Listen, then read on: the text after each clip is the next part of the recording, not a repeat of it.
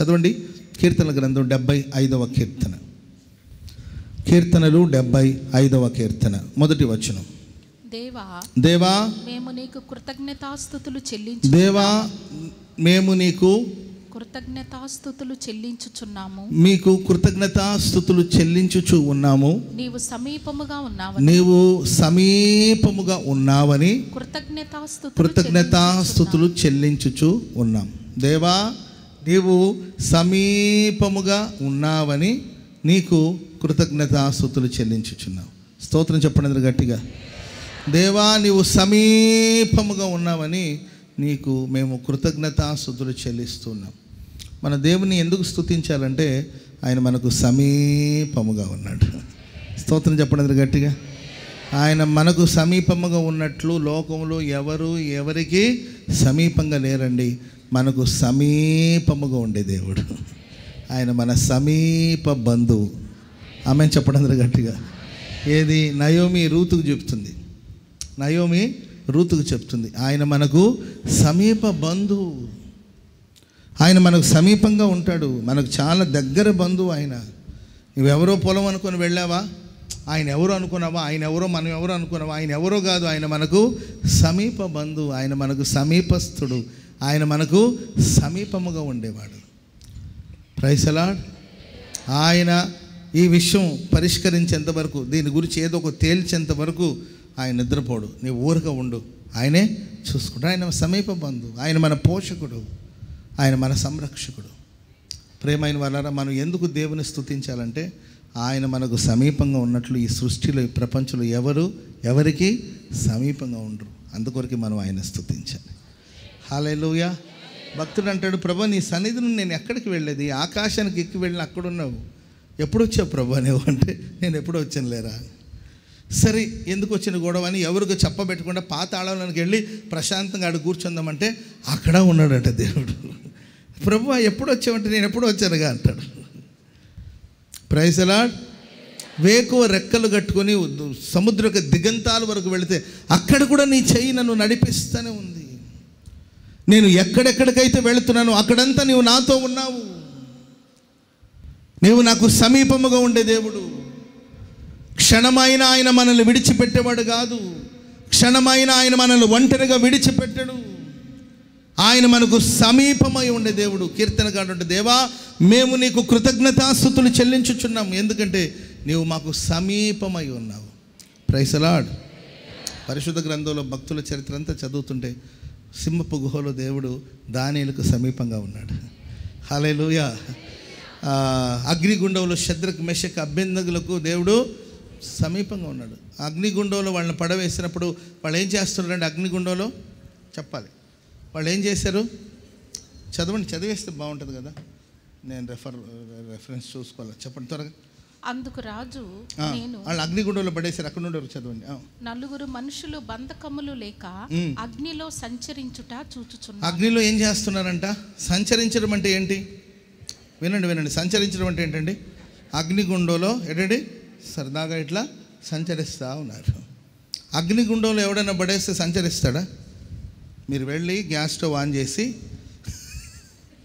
అర్థమైందండి, పొయ్యి ముట్టించి ఏంటండి దాని మీద ఇలా చేతులు ఉంచేసి ట్రై చేయండి, ఏమైనా అయితే నన్ను ఇన్వాల్వ్ చేయదు మరలా. ఎందుకంటే మీకు ఒకవేళ ప్రాక్టికల్గా తెలియాలంటే చెప్తున్నాను. ఏంటండి చేతులు కాలుతుందా లేదా, చేతులు కాలిన వెంటనే మనం ఎంత బాగా కాలిందో అని అంటామండి. వెంటనే మన చేతుల్ని వెనక తీసేస్తాం. అర్థమైందండి. అలాంటిది అగ్ని అగ్నిని ఏడంతలుగా, మామూలుగా జనరల్గా కొంతవరకు అగ్ని ఉందండి, కానీ వీళ్ళు మాట్లాడిన మాటలు విని రాజుగారికి కోపం వచ్చేసి ఏంటంటే రాజుగారికి మండింది, మంట కూడా ఏడంతలుగా మండుతూ ఉంది. కానీ ఆ అగ్ని మధ్యలో కూడా వాళ్ళు సరదాగా సంచరిస్తూ ఉన్నారు, ప్రశాంతంగా సంచరిస్తారు. పరిగెత్తడం కానీ పారిపోవడం కానీ అలాంటివి ఏమీ లేవండి, సంచరిస్తున్నారు. ఎందుకు తెలుసండి, అగ్ని లాంటి శోధన మీ జీవితంలో వచ్చిన, అగ్ని లాంటి పరీక్షలు మీ బ్రతుకులో వచ్చినా పారిపోయి కంగారు పడి తుల్లిపడి లేచి ఏంటంటే టెన్షన్ లేకుండా ప్రశాంతంగా ఏంటంటే కలవరం లేకుండా మన ప్రశాంతంగా బ్రతకాలంటే మనకు సమీపంగా ప్రభువు ఉండాలి. చెప్పట్లు కూడా అందరూ గట్టిగా ఆయన ఎవరి జీవితాలు అయితే ఉంటారో, ఆయన ఎవరి జీవితాలు అయితే ఉంటారో అగ్నిగుండ దేవుడు వారికి ఆహ్లాదకరంగా ప్రభు మార్చబోతున్నాడు. అగ్నిగుండలు కూడా హాయిగా సంచరించగలిగారు. స్తోత్రం చెప్పండి అందరూ గట్టిగా. హల్లెలూయా. చీల్చునట్టి సింహాలు అవి పస్తున్నాయి. అది మామూలు సింహాలు కూడా కాదండి, ఆకలితో అలమటిస్తున్నాయి, పస్తున్నాయి ఆ సింహాలు. ఆ సింహాల మధ్యలో దానియేలు ఉంచినప్పటికి కూడా దానియేలు ప్రశాంతంగా ఉన్నాడంటే కారణం దేవుడు తన దూతను పంపించాడు. దూత అనగా యేసుక్రీస్తు వారు. దేవుడు సమీపంగా ఉండడం వల్ల సింహాల నోళ్ళను కట్టేశాడు. నోరు ఎత్తనీయకుండా చేస్తాడు దేవుడు, అంతేక. ఆమెను చెప్పండి అందరూ గట్టిగా. ఆయన మనకు సమీపంగా ఉన్నాడు. ఆయన మనకు సమీపంగా ఉన్నాడు. నేను 2 విషయాలు మీకు చెప్తాను. ఎందుకు మనం కృతజ్ఞతాస్తుతులు చెల్లించాలి, కృతజ్ఞతాస్తుతులు చెల్లించడం వల్ల కలిగేది ఏంటి అని 2 మాటలు మనం ధ్యానం చేద్దాం. మొట్టమొదటిగా ఆయనకి కృతజ్ఞతాస్తుతులు చెల్లించడానికి బోళ్ళని కారణాలు ఉన్నాయి. దాంట్లో ఒక శ్రేష్టమైన కారణం ఆయన మనకు సమీపంగా ఉన్నాడు. నేను రాత్రి కూడా చెప్పానండి, మన దేవుడు మనకు క్లోజ్గా ఉంటాడు. నాకు ఒక క్లోజ్ ఫ్రెండ్ ఉన్నాడు, ఆయన ప్రభు అయిన యేసుక్రీస్తు వారు. ఆమెను చెప్పండి అందరూ గట్టిగా. ఆయనకు చెప్పకుండా నేనేం చేయను, నాకు చెప్పకుండా ఆయన ఏమీ చేయడు. నాకు చాలా క్లోజ్ ఫ్రెండ్ అనమాట. అన్నీ నాతో షేర్ చేస్తాడు, నేను అన్నీ ఆయనతో షేర్ చేస్తాను. ఆయన ఏ విషయాన్ని నా దగ్గర దాచడు, అన్నీ నాకు తెలియచేస్తాడు. నేను కూడా నా మనసులో ఏది దాచను అన్నీ ఆయన దగ్గర నీళ్ల వల్ల నా హృదయాన్ని ఆయన సన్నిధిలో కుమ్మరిస్తాను. ఆయన నాకు చాలా క్లోజ్గా ఉంటాడు. ఆయన నాకు చాలా సమీపంగా ఉంటాడు. లోకంలోని మనుషులు ఎలా ఉంటారు తెలుసండి, మన క్లోజ్గా ఉండి మన సంగతులన్నీ రాబట్టుకుని బయట వాళ్ళకి వెళ్ళి చెప్తూ ఉంటారు. మన క్లోజ్ అవుతారా అంటే చాలా క్లోజ్ అయ్యి మన సంగతులు, మన ఫ్యామిలీ సంగతులు, మన పిల్లల సంగతులు, మన ఆస్తి వివరాలు ఇవన్నీ తెలుసుకొని దొంగలు బయలుదేరి వస్తారంటండి. జనరల్గా వచ్చి అర్థమైందండి, ఏదో సహాయం చేసేవాళ్ళకి రావడమో, లేకపోతే ఆ అన్నం కావాలని అడగడం, అట్లా మొత్తం మీద వచ్చేసి మనకు బాగా క్లోజ్ అయ్యి మనకి ఎక్కడ బంగారం ఉంది, మన దగ్గర ఎక్కడ ఆస్తులు ఉన్నాయి, మన మనీ ఎక్కడుంది, ఇవన్నీ వివరాలను తెలుసుకొని మళ్ళీ రాత్రికి వస్తారంట. కొంతమంది క్లోజ్ అవుతూ ఉంటారు మనల్ని దోచుకోవడానికి, మన కుటుంబాన్ని అల్లరి పాలు చేయడానికి కోసం.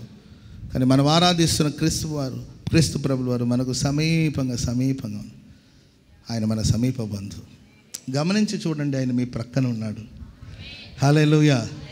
నాకు ఎవరు లేరు యేసని ఏదో సందర్భాన్ని రాశారు. ఆయన ఆ సందర్భంలో ఆయన అలా ఆలోచించారు కాబట్టి రాశారు. ఎవరు లేరు. ఇంకొంచెం మార్చన్నా, కొంచెం ముందుకు వెళ్ళంటే ఆదరణ నీవేగా, ఆనందం నీవేగా. అది ముందు అది వదులు. ఎవరు లేరు. ఇదే వాడుతుంటే ఎట్లా? ఉన్నాడు, మనకు సమీపమై ఉండే దేవుడు ఉన్నాడు. చెప్పండి కూడా మొదలు గట్టిగా. అగ్నిగుండంలోనైనా తోడుగా ఉంటాడు, సింహపు గుహలోనైనా తోడుగా ఉంటాడు, ఆపదలైనా తోడుగా ఉంటాడు. అందరూ నేను విడిచిపోయినా నా దేవుడు నీ ప్రక్కన నిలబడతాడు. హల్లెలూయా. పౌలు గారు మొదట నేను మాట్లాడినప్పుడు ఎవరు నా పక్షాన నిలబడలేదు, అందరూ నన్ను విడిచిపోయారు, తొలగిపోయారు. ఒక గొప్ప ఆస్తిపరుడు, సకల విద్యను అభ్యసించిన వాడు, గమనీయులు పాదాల దగ్గర విద్యను నేర్చుకున్నవాడు, ఆసక్తి కలిగిన వాడు, గొప్ప సేవకుడు. ఎక్కడెక్కడ అడుగు పెడతాడు అక్కడ సంఘాలు స్థాపించబడుతుంది. ఆ సేవకుల నీడ తగిలితేనే ప్రజలకు స్వస్థత కలుగుతుంది. మహిమ కలిగిన పాత్రగా దేవుని చేతులు వాడబడిన దైవజనుడైన పౌలు గారు మాట్లాడుతున్న సందర్భాలు ఎవరు ఆయన పక్షాన నిలబడలేకపోయారు. ఏంటో వాళ్ళ కారణాలు, వాళ్ళకి ఎవరు సపోర్ట్ చేయలేదు, ఎవరు నిలబడలేదు. అందరూ వెళ్ళిపోయి పౌలు గారిని ఒంటరిగా మిగిల్చేశారు. పౌలు గారు అంటారు, అందరూ నన్ను ఒంటరిగా ఉంచేసినప్పటికీ, అందరూ నాకు దూరం అయిపోయినప్పటికీ నా ప్రభు మాత్రం నా ప్రక్కనే నిలబడి ఉన్నాడు. ఆయన ప్రక్కనే అందుకే నేను ఆయనకి కృతజ్ఞతాస్తుతులు చెల్లిస్తూ ఉన్నాను. ఆమెను చెప్పండి అందరూ గట్టిగా. కొలసీలకు రాసిన పత్రిక 1వ అధ్యాయం 12వ వచనం. కొలసీ పత్రిక 1వ అధ్యాయం 12వ వచనం.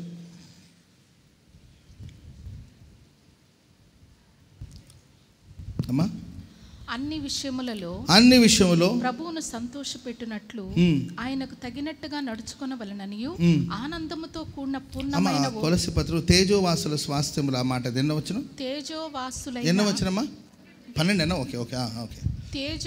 తేజోవాసులైన పరిశుద్ధుల స్వాస్థ్యములో పాలివారగుటకు మనలను పాత్రులుగా చేసిన తండ్రికి మీరు కృతజ్ఞతాస్తుతులు చెల్లించవలనని దేవుని నేను బ్రతిమాలుకొనుచు ఉన్నాను. స్తోత్రం చెప్పండి అందరూ గట్టిగా. తేజోవాసులైన పరిశుద్ధుల స్వాస్థ్యములో పాలివారగుటకు మనలను పాత్రులుగా చేసిన తండ్రికి మీరు కృతజ్ఞతాస్తుతులు చెల్లించాలి. స్తోత్రం చెప్పండి అందరూ గట్టిగా. ఎందుకు మనం ఆయనకి కృతజ్ఞతాస్తుతులు చెల్లించాలంటే తేజోవాసులు అంటే వెలుగులో నివసించే పరిశుద్ధుల, ఆ పరిశుద్ధుల స్వాస్థ్యంలో మనం కూడా పాలివారగటకు మనల్ని పాత్రులుగా చేసిన తండ్రికి కృతజ్ఞతలు చెప్పాలి. Praise the Lord. తేజోవాసుల స్వాస్థ్యమందు నన్ను చేర్చుటే నీ నిత్య సంకల్పమా. మనం పాత్రులు కాదు. వాస్తవంగా మన యోగ్యత, మన స్థితిని చూసుకుంటే మన యోగ్యులం కాదు, మన పాత్రులం కాదు. మన స్థితిని చూసుకుంటే ఇప్పుడు నేను ఈ పరిశుద్ధుల సమాజంలో, సంఘంలో ఉండడానికి నేను పాత్రును కాదు, అది నాకు తెలుసు. పరిశుద్ధుల సమూహంలో ఉండడానికి కావలసిన యోగ్యత నాలో లేనప్పటికీ కూడా, నేను అయోగ్యుణ్ణి, అభాగ్యుణ్ణి, అపాత్రుడైనప్పటికీ ఈ భాగ్యాన్ని దేవుడు నాకు ప్రసాదించాడు. దేవుని ప్రజలతో నిలబడే భాగ్యాన్ని దేవుడు ప్రసాదించాడు. మన స్థితిగతులు మనం చూసుకుంటే దేవుని సన్నిధిలో నిలబడగలిగిన యోగ్యత మనకుందా? తేజోవాసుల పరిశుద్ధులు వాళ్ళ మాట పవిత్రమైనది, వాళ్ళ ఆలోచన పవిత్రమైనది. దైవజనులు యేసన్న గారు పరిశుద్ధులు, తేజోవాసుల పరిశుద్ధులు వాళ్ళు. దేవుడు వారికి ఇచ్చిన స్వాస్థ్యం ఈ హోసన్న మినిస్ట్రీస్. స్తోత్రం చెప్పండి గట్టిగా హల్లెలూయా. వెలుగు సంబంధులు వాళ్ళు, దేవుని వెలుగులో జీవించిన వాళ్ళు. వారి ప్రయాస ఫలం ఇది, అది వారి స్వాస్థ్యం ఇది. సరే, దీనికి మనకు యోగ్యత ఉందా? మనమేమో ఏంటి, మనకి మన సూపర్ న్యాచురల్ పవర్ ఏమైనా ఉందా? లేకపోతే మనకు కృపావరాలు ఏమైనా ఉన్నాయా? మనం ఎవరి తల మీద చేతులు పెడితే దయ్యాలు పడిపోతాయా? లేకపోతే వాక్శక్తి ఏమైనా ఉందా? ఇంకేదైనా ఉందా అని చెప్పి వస్తే మనల్ని మనం చూసుకుంటే నిజమే, దేవుని దృష్టిలో మనం యోగ్యత లేనివారు, అర్హత లేనివాడు, అయోగ్యులు, అభాగ్యులు. కానీ పరలోకమందున దేవుడు ఆ తేజోవాసుల పరిశుద్ధుల స్వాస్థ్యములు పాలు పంపులు పొందడానికి యోగ్యత లేని మనకు యోగ్యతను ప్రసాదించాడు. స్తోత్రం చెప్పండి అందరూ గట్టి హల్లెలూయా. అదే పాటలో పెట్టాను ఆ మాట.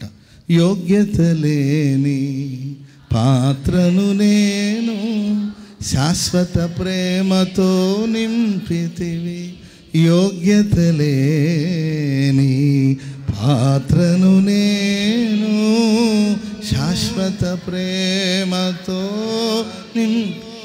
ఒకవేళ మనకు యోగ్యత ఉండి మనం దాంట్లో పాలు పంపులు పొందామనుకోండి, అవునండి నేను దీనికి హక్కుదారుని, ప్రైజ్ ది లార్డ్, ఈ స్థానానికి నేను హక్కుదారుని, సో ఈ స్థానంలో నిలబడడానికి నేను యోగ్యుణ్ణి, అవును నాకు ఆ యోగ్యత ఉంది అని గర్వంగా మాట్లాడుకునేవాడిని ఏమో. ఒకవేళ నాకు ఆ యోగ్యత ఉండుంటే, అవునండి నేను యోగ్యుడినే, నేనేమైనా అయోగ్యుడిని అనుకున్నారా, నన్ను పనికిమాలినోడు అనుకున్నారా, నేనంటే ఏమనుకున్నారని ఒకవేళ గర్వించుండేవాడినేమో.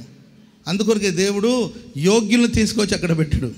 ఆ యోగ్యులైన వారికి యోగ్యతను ప్రసాదించి, అపాత్రులైన వాళ్ళకి పాత్రను ప్రసాదించి పాత్రులుగా మార్చి ప్రభు నిలబెడతాడు. చప్పట్లు కొడుతూ దేవునికి బిగ్గరగా చప్పట్లు గట్టిగా స్తోత్రం హల్లెలూయా. తేజోవాసుల స్వాస్థ్యం అది, తేజోవాసుల పరిశుద్ధ స్వాస్థ్యం అది. ఆ స్వాస్థ్యములో దేవుడు మనల్ని ప్రేమించి, మనల్ని పాత్రులుగా మార్చి, మనల్ని యోగ్యులుగా మార్చి తీసుకొచ్చి ఆ స్వాస్థ్యములో మనం కూడా పాలిభాగం. ఎవరండి మీరంటే హోసన్న ప్రార్థన మందిరం, పరిశుద్ధుల సహవాసం. ఆమేన్ చెప్పండి గట్టిగా హల్లెలూయా. ఒకప్పుడు నీచమైన స్థితిలో, ఒకప్పుడు మురికి కాలంలో, ఒకప్పుడు త్రాగుబోతు, ఒకప్పుడు వ్యభిచారి, ఒకప్పుడు నీచమైన పనులు, ఒకప్పుడు కుటుంబాన్ని పాడు చేసిన వాడు, ఒకప్పుడు అయోగ్యుడు, ఒకప్పుడు అందరి చేత ధిక్కరించబడిన వాడు, ఒకప్పుడు తృణీకరించబడిన వాడు, ఒకప్పుడు దేనికి పనికిరాని స్థాయిలో ఉన్న నిన్ను మనుషులు కనీసం నీ మొహం కూడా చూడడానికి ఇష్టపడలేదు. మనుషులు కనీసం నీ పక్కన నిలబడ్డానికి కూడా ఇష్టపడలేదు. దరిద్రుడు వచ్చాడరా బాబు వీడితే ఆడబడతామని పక్కకి వెళ్ళిపోయేవాళ్ళేమో. మనుషులు కనీసం నీ ఇంట్లో అడుగుపెట్టడానికి కూడా ఇష్టపడేవాళ్ళు కాదు. కనీసం నీతో ఏదైనా మాట్లాడాలని కూడా ఇష్టపడేవాళ్ళు కాదు, నీ ప్రక్కన నిలబడ్డానికి కూడా ఇష్టపడేవాళ్ళు కాదు. అలాంటి ఒక స్థితిలో నీవు ఉన్నావేమో. కానీ దేవుడు ఈరోజు తేజోవాసుల పరిశుద్ధ స్వాస్థ్యములోనికి నీవు పాలివారగునట్లుగా ప్రభు నిన్ను తీసుకొచ్చాడు కనుక నువ్వు దేవునికి కృతజ్ఞతాస్తుతులు చెల్లించాలి. చప్పట్లు కొడుతూ దేవునికి చెప్పండి, స్తోత్రములయ్యా యేసయ్యా, నీకే కృతజ్ఞతాస్తుతులు చెల్లిస్తున్నాం. ఆమేన్. ఇక్కడే కాదు, పరలోకంలో ఒక పరిశుద్ధమైన స్వాస్థ్యం ఉంది. అక్కడికి దేవుడు మనల్ని తీసుకెళ్తాడు. ఆమేన్. నేను గతంలో కూడా మీకు చెప్పానండి, పరలోకంలో ఒక కాన్వర్సేషన్ జరుగుతూ ఉంది, ఒక సంభాషణ జరుగుతుంది. ఒక పెద్ద విందు. ఏ విందండి? అదో పెద్ద విందు, దాదాపుగా ఒక 7 సంవత్సరాలకు సరిపడే విందంట. ఎంత బాగుంటుందో కదండి. 7 సంవత్సరాలు. మీకు గుడాల పండుగలో 3 రోజులు 4 రోజులు భోజనాలు ఏర్పాటు చేయడానికే రెక్కలు ముక్కలేటట్లుగా కొంతమంది కష్టపడాలి. ఎందుకంటే వండుతూనే ఉంటారు, వడ్డిస్తూనే ఉంటారు, అది వేరే విషయం. ప్రియమైన వారులారా, మరి పరలోకంలో ఒక గొప్ప విందంట. అబ్రహాము, ఇస్సాకు, యాకోబులందరూ కూడా అక్కడ నిలబడి ఉన్నారంట. యాకోబు వాళ్ళ తాతను అడుగుతాడంట. యాకోబు వాళ్ళ తాత ఎవరు? అబ్రహాము. ఏంటండి, తాత మనవడికి కొంచెం కనెక్షన్ ఎక్కువగా ఉంటుంది, రిలేషన్ ఎక్కువ ఉంటుంది. మనవడు ఉండి తాతను అడిగండి, తాతయ్య ఏంటి ఈ హడావుడి ఎంత, ఏంటి ఈ సందడి ఎంత, ఏంటి అని అంటే, విందురా 7 ఏళ్ళు విందు. Praise lord. 7 ఏళ్ళు విందు కోసం సిద్ధపడుతున్నారంటే ఎవరి కోసం మరి వెయిటింగ్? అందరూ వచ్చేసాం కదా, స్టార్ట్ చేయొచ్చు కదా భోజనాలు. భోజనాలు త్వరగా స్టార్ట్ చేస్తే బాగుంటుంది కదా అని అంటే, కాదులు ఇంకా important, very very very important persons, విఐపీలు రావాలి, విఐపీల కోసం వెయిట్ చేస్తారు. అయ్యా, విఐపీలు ఎవరున్నారు? నీకన్నా గొప్ప విఐపీ ఎవరన్నా ఉన్నారు? నీ గొప్ప విఐపీ కదా తాతయ్య. అండ్ నాన్న కూడా విఐపీనే కదా, నేను కూడా ఎంతో కొంత విఐపీనే కదా. మనం అంతా ఇక్కడ ఉండగా మరి ఎవరి కోసం ఎదురు చూస్తుంటే, కాదులే బాబు, విఐపీలు ఎవరంటే అదిగో ఆ యేసుప్రభు ఉన్నాడు కదా, ఆయనకు పెళ్లి కుమార్తె సంఘం భూలోకంలో ఉంది, ఆ సంఘం ఇక్కడికి రావాలి. ఆమెను చెప్పండి గట్టిగా, హల్లెలూయా. వాళ్ళు లేకుండా మనం సంపూర్ణులు కాలేము. మన గొప్ప సాక్ష్య సమూహం అయినప్పటికీ భూలోకంలో ఉన్న సంఘం లేకపోతే మన సంపూర్ణం కాలేము. వాళ్ళు రావాలి, వాళ్ళే నిజమైన విఐపీలు, వాళ్ళే ఇంపార్టెంట్. ఏంటంటే చాలా చాలా చాలా ముఖ్యమైన వాళ్ళు, వాళ్ళే ప్రాముఖ్యమైన మనుషులు. ఆ సంఘం వచ్చినప్పుడు అప్పుడు విందు మొదలవుతుంది. అదండి మన విలువ. ఆమెను చెప్పండి గట్టిగా. ఒకసారి నీ జీవితాన్ని పరీక్షించి చూసుకో. నిజంగా నీవు దానికి యోగ్యుడివేనా? నిజంగా నీవు దానికి పాత్రుడివేనా? అబ్రహాము విశ్వాసం ఎంత గొప్పది, ఇస్సాకు యొక్క విధేయత ఎంత గొప్పది, యాకోబు యొక్క ఏర్పాటు ఎంత గొప్పది. మరి ఆ వేవేల పరిశుద్ధులు పరలోకం నుండి ఎదురు చూస్తున్నారండి, పెండ్లి కుమార్తె సంఘమైన మన కొరకు. ఓ పెళ్లి కుమార్తె సంఘముగా అలంకరించబడి క్రీస్తు ప్రభులు వారి యొక్క కుడి వైపున మనం కూర్చోవాలని ఆనాడు మధ్యాకాశంలో 7 సంవత్సరాలు విందు ఆరంభించబడుతుందని ఆ విందు కొరకు ఎదురు చూస్తున్నారు. మరి నీవేం చేస్తున్నావు? ప్రేమైన వాళ్ళారా, సో ప్రభు మనల్ని ప్రేమించి మన జీవితంలో ఎన్నో గొప్ప కార్యాలు చేసి మన అయోగ్యులు, మన అభాగ్యులు, మన అపాత్రులమైనప్పటికీ ప్రభు మనకి ఇంత గొప్ప భాగ్యాన్ని ప్రసాదించాడు కనుక ఆయనకు మన కృతజ్ఞతాస్తుతులు చెల్లించాలి. హల్లెలూయా. అండ్ తెస్సలోనికలకు రాసిన 2వ పత్రిక 1వ అధ్యాయం 3వ వచనం. తరులారా, మేమెల్లప్పుడు మిమ్మును గూర్చి దేవునికి కృతజ్ఞతాస్తుతులు. సహోదరులారా, మేము ఎల్లప్పుడూ మిమ్మును గూర్చి, ఎవరిని గురించి? సంఘాన్ని గురించి దేవునికి కృతజ్ఞతాస్తుతులు చెల్లిస్తూ ఉన్నాము, బద్ధులమై ఉన్నాము. కృతజ్ఞతాస్తుతులు తప్పనిసరి కృతజ్ఞతాస్తుతులు చెల్లించాలి.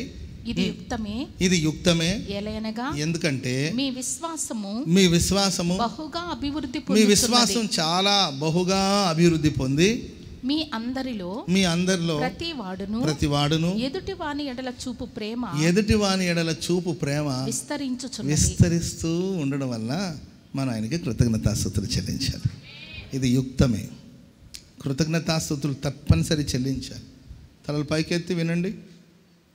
అమ్మ, వీలుంటే కృతజ్ఞతాస్తుతులు చెల్లించడం అని కాదు, తప్పనిసరి స్తుతించాలి ప్రభుని. ఆమేన్. ఎందుకంటే మన విశ్వాసంలో అభివృద్ధి పొందుచున్నాం. ఎదుటి వ్యక్తికి ప్రేమ చూపే విషయంలో మనం అభివృద్ధి అంటే ఏంటంటే, ఒకప్పుడు 60 కేజీలు ఉన్నాం పాస్టర్ గారు, ఇప్పుడు 160 కేజీలకు వచ్చానండి, బహుగా అభివృద్ధి పొందారు. Praise lord.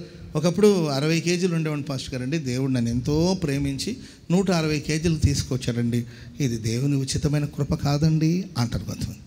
పాస్టర్ గారు ఒకప్పుడు ఒకే ఒక ఇల్లు ఉండేదండి, ఇప్పుడు ఆ ఇంటి మీద ఇల్లు, ఇంటి మీద ఇల్లు, ఇంటి మీద ఇల్లు, 4 ఫ్లోర్లు వేసామండి, బహుగా అభివృద్ధి పొందామండి. Praise the Lord. పాస్టర్ గారు ఒకప్పుడు ఒక్కడే కొడుకండి, దేవుని దయ వల్ల సంవత్సరానికి ఒకరు దేవుని దయ వల్ల 12 కన్నాను పాస్టర్ గారండి. ఆయన ఉచితమైన కృప, 12 కన్నాను. పోషించడం కొంచెం కష్టంగా ఉంది, వీళ్ళు కుంభాలు తింటున్నారు, డ్రమ్ములో ఉన్న బియ్యం అంతా అయిపోతుంది. అయినా మొత్తం మీద 12 మరి గొప్ప విషయమే కదండి. 12 మంది పిల్లలకి నేను తల్లినంటే ఓ సాధారణమైన విషయం అండి. వాళ్ళు పెద్దోళ్ళు అయ్యి ఏంటంటే వాళ్ళకి పెళ్ళిళ్ళు అయితే ఆ 12 మంది జీవితంలో ఇంకో 12 మంది వస్తారు. 12 24 పెద్దలాగా ఉంటారండి వాళ్ళు. ఆ 12 మందికి దేవుడు కుటుంబానికి ఒక 12 మందిని ఇచ్చారు అనుకోండి. ఇంక లెక్కేసుకుని వెళ్తారు. ఎంత భాగ్యవంతురాలండి అసలు, నా పిల్లలు నా చుట్టూ ఉన్నారండి, నేను అదృష్టవంతురాలండి పాస్టర్ గారండి. అసలు పండగ వచ్చారంటే పాస్టర్ గారండి, అసలు మా కాళ్ళు జాపుకోవడానికి కూడా చోటు ఉండదండి. నేను కాళ్ళు జాపుకొని కూర్చుంటే ఇటు ఒక 6 వచ్చి నా కాళ్ళ మీద పడుకున్నారు, ఇటు ఒకరు వచ్చి ఒక 6 కాళ్ళ మీద, మనవరాళ్ళంతా నా కాళ్ళ మీదే పడుకుని కాళ్ళు అరిగిపోయింది పాస్టర్ గారండి. ఎంత భాగ్యవంతురాలండి నేను అసలు. Praise the Lord. పిల్లల్ని కనడం మంచిది, అది దేవుని ఆశీర్వాదం, నేను కాదని నన్ను. ఇల్లు కట్టేసాము, లేకపోతే శారీరకంగా విస్తరించాము, డబ్బు సంపాదించాము, వీటన్నిటికన్నా విశ్వాసంలో మనం వృద్ధి పొందాలి. పక్కన వాళ్ళని చూసి చెప్పండి, విశ్వాసంలో మీరు వృద్ధి పొందుతున్నారు. ఆమేన్, హల్లెలూయా. నేను మీలో విశ్వాసపు వృద్ధి నేను చూస్తున్నాను. ఒకప్పుడు మీకున్న విశ్వాసానికి ఇప్పటికి పోల్చుకుంటే మీరు వృద్ధి పొందారు. నా విశ్వాసం ఒకప్పుడున్న విశ్వాసానికి ఇప్పుడున్న విశ్వాసానికి నేను వృద్ధి పొందుతున్నాను. ఒకప్పుడు నేను విశ్వసించింది అనుకంటే ఏంటంటే ఇప్పుడు నేను విశ్వసిస్తున్నా. ఆ విశ్వాసం అనేది దినదినం వృద్ధి పొందుతుంది. మనుష్య కుమారుడు వచ్చినప్పుడు నేను విశ్వాసంగా ఆయన ఎదుట నిలబడతాననే ధైర్యం నాకు ఉంది. స్తోత్రం చెప్పండి అందరూ గట్టిగా. దేవుడు అంటాడు, మనుష్య కుమారుడు భూమి మీద ప్రత్యక్షమైనప్పుడు విశ్వాసమును కనుగొనునా అని దేవుడు ప్రశ్నిస్తే అప్పుడు నేను అంటాను, ప్రభువా నేను విశ్వాసంగా కనబడతాను. ఆమేన్ చెప్పండి అందరూ గట్టిగా. నిజమే, దేవుడు మన విశ్వాసాన్ని పెంపొందిస్తూ ఉన్నాడు. ఒకప్పుడు విశ్వాసం లేనప్పుడు భయము, పిరికితనము, కలవరాలు ఇవన్నీ ఉండేది. ఇప్పుడు విశ్వాసాన్ని బట్టి నేను బలం తెచ్చుకుంటున్నాను, విశ్వాసాన్ని బట్టి నేను నిలబడుతున్నాను, విశ్వాసాన్ని బట్టి ప్రార్థిస్తున్నాను. ఒకప్పుడు ఇది జరుగుతుందో లేదో, సంభవిస్తుందో లేదో ఎన్నో కలవరాలు ఉండేది, కానీ ఇప్పుడు విశ్వాసంతో నేను ముందుకు సాగిపోతున్నాను. హల్లెలూయా. ఈ విశ్వాస యాత్ర ఆనంద తీరానికి వెళ్ళి చేరుతుంది. చెప్పండి కూడా మొదలు గట్టిగా. ఈ విశ్వాస ఓడ యాత్ర ఒకరోజు ఆనంద తీరానికి వెళ్ళి చేరుకుంటుంది. ఇది వాస్తవం. ఆమేన్. అండ్ ఎదుటి మనిషిని ప్రేమించే విషయంలో కూడా మీరు విస్తరిస్తూ ఉన్నారు. హల్లెలూయా. మనం సాటి మనిషి మీద ప్రేమ చూపే విషయంలో కూడా దినదిన. ఒకప్పుడు కొందరు చూస్తే కోపం వచ్చేది, ఇప్పుడు కోపం రావట్లే, ప్రేమే వస్తుంది. ఆమేన్ చెప్పండి గట్టిగా. కొందరు చూస్తే నిజంగా కొందరు చేసే పనులకి, వాళ్ళు మాట్లాడే మాటలకి నిజంగా మనుషులం కాబట్టి నేను కూడా గుంటూరులోనే ఉన్నాను కాబట్టి, గుంటూరు కారంది అంటున్నాం కాబట్టి ఎవరికైనా కానీ కోపం వస్తుంది, ఫ్రస్ట్రేషన్ వస్తుంది, ఇరిటేట్గా మనం ఫీల్ అవుతాం. కొంతమంది విసిగిస్తారు, అలా మాట్లాడతారు, బాధ పెడతారు, దుఃఖపెడతారు. అప్పుడు వాస్తవంగా కోపం రావాలి, కానీ కోపానికి ప్రతిగా ప్రేమే వస్తుంది. ఆమెను చెప్పండి అది గట్టిగా. ఫోన్లో ఏం చేద్దాం, వాళ్ళకి అర్థం కాలేదు కాబట్టి అపార్థాలు చేసుకుంటారు. వాళ్ళలాగా మనం కూడా మాట్లాడేమనుకో మనకు వ్యత్యాసం ఏముంటుంది? ఏంటంటే ద్వేషిస్తున్న తిరిగి ప్రేమిస్తూనే ఉన్నాం, దూషిస్తున్న తిరిగి ప్రేమిస్తూనే ఉన్నాం, బాధిస్తున్న తిరిగి ప్రేమిస్తూనే ఉన్నామండి. ఏది చేసినా తిరిగి ప్రేమనే ఇస్తున్నాం. ఆమెను చెప్పండి అది గట్టిగా. మనుషులైతే ద్వేషిస్తే ద్వేషం ఇస్తారు, ప్రేమిస్తే ప్రేమను తిరిగిస్తారు. కానీ మనుషులు మనల్ని ద్వేషించిన కూడా ప్రేమే పంచుతున్నాం. ఇది దేవుడు మనకు నేర్పించిన శ్రేష్టమైన. ఒక చెంప మీద కొడితే ఇంకొక చెంప చూపించమన్నాడు. ఇది కేవలం ఏదో వాక్యానికి పరిమితం అవడమే కాదండి, ప్రేమలో మనం విస్తరిస్తున్నాం, విశ్వాసాలు విస్తరిస్తున్నాం. కనుక దేవునికి కృతజ్ఞతాస్తుతులు చెల్లించాం. హల్లెలూయా. మరి ఎదుటి మనిషి ప్రేమించే విషయంలో మీరు విస్తరిస్తున్నారా? లేకపోతే విశ్వాసంలో మీరు విస్తరణ పొందుతున్నారా, అభివృద్ధి పొందుతున్నారా? ఒకటి, ఆయన మనకు సమీపంగా ఉన్నాడు కనుక మనం ఆయన స్తుతించాలి. తేజోవాసుల స్వాస్థ్యంలో మనల్ని దేవుడు పాత్రులుగా చేసి దాంట్లో చేరుస్తున్నాడు కనుక మనం ఆయన స్తుతించాలి. మూడోదిగా, విశ్వాసం బహుగా, మామూలు అభివృద్ధి కాదు, బహుగా అభివృద్ధి పొందాలి. Praise the Lord. ఎదుటి మనిషిని ప్రేమించే విషయంలో కూడా ఇంకా ప్రేమను పొందుకోండి. ప్రేమించేవాడు ఎప్పటికీ నష్టపోడండి. హల్లెలూయా. కృపావరాలైనా ఒకరోజు ఆగిపోతుందేమో. Praise the lord.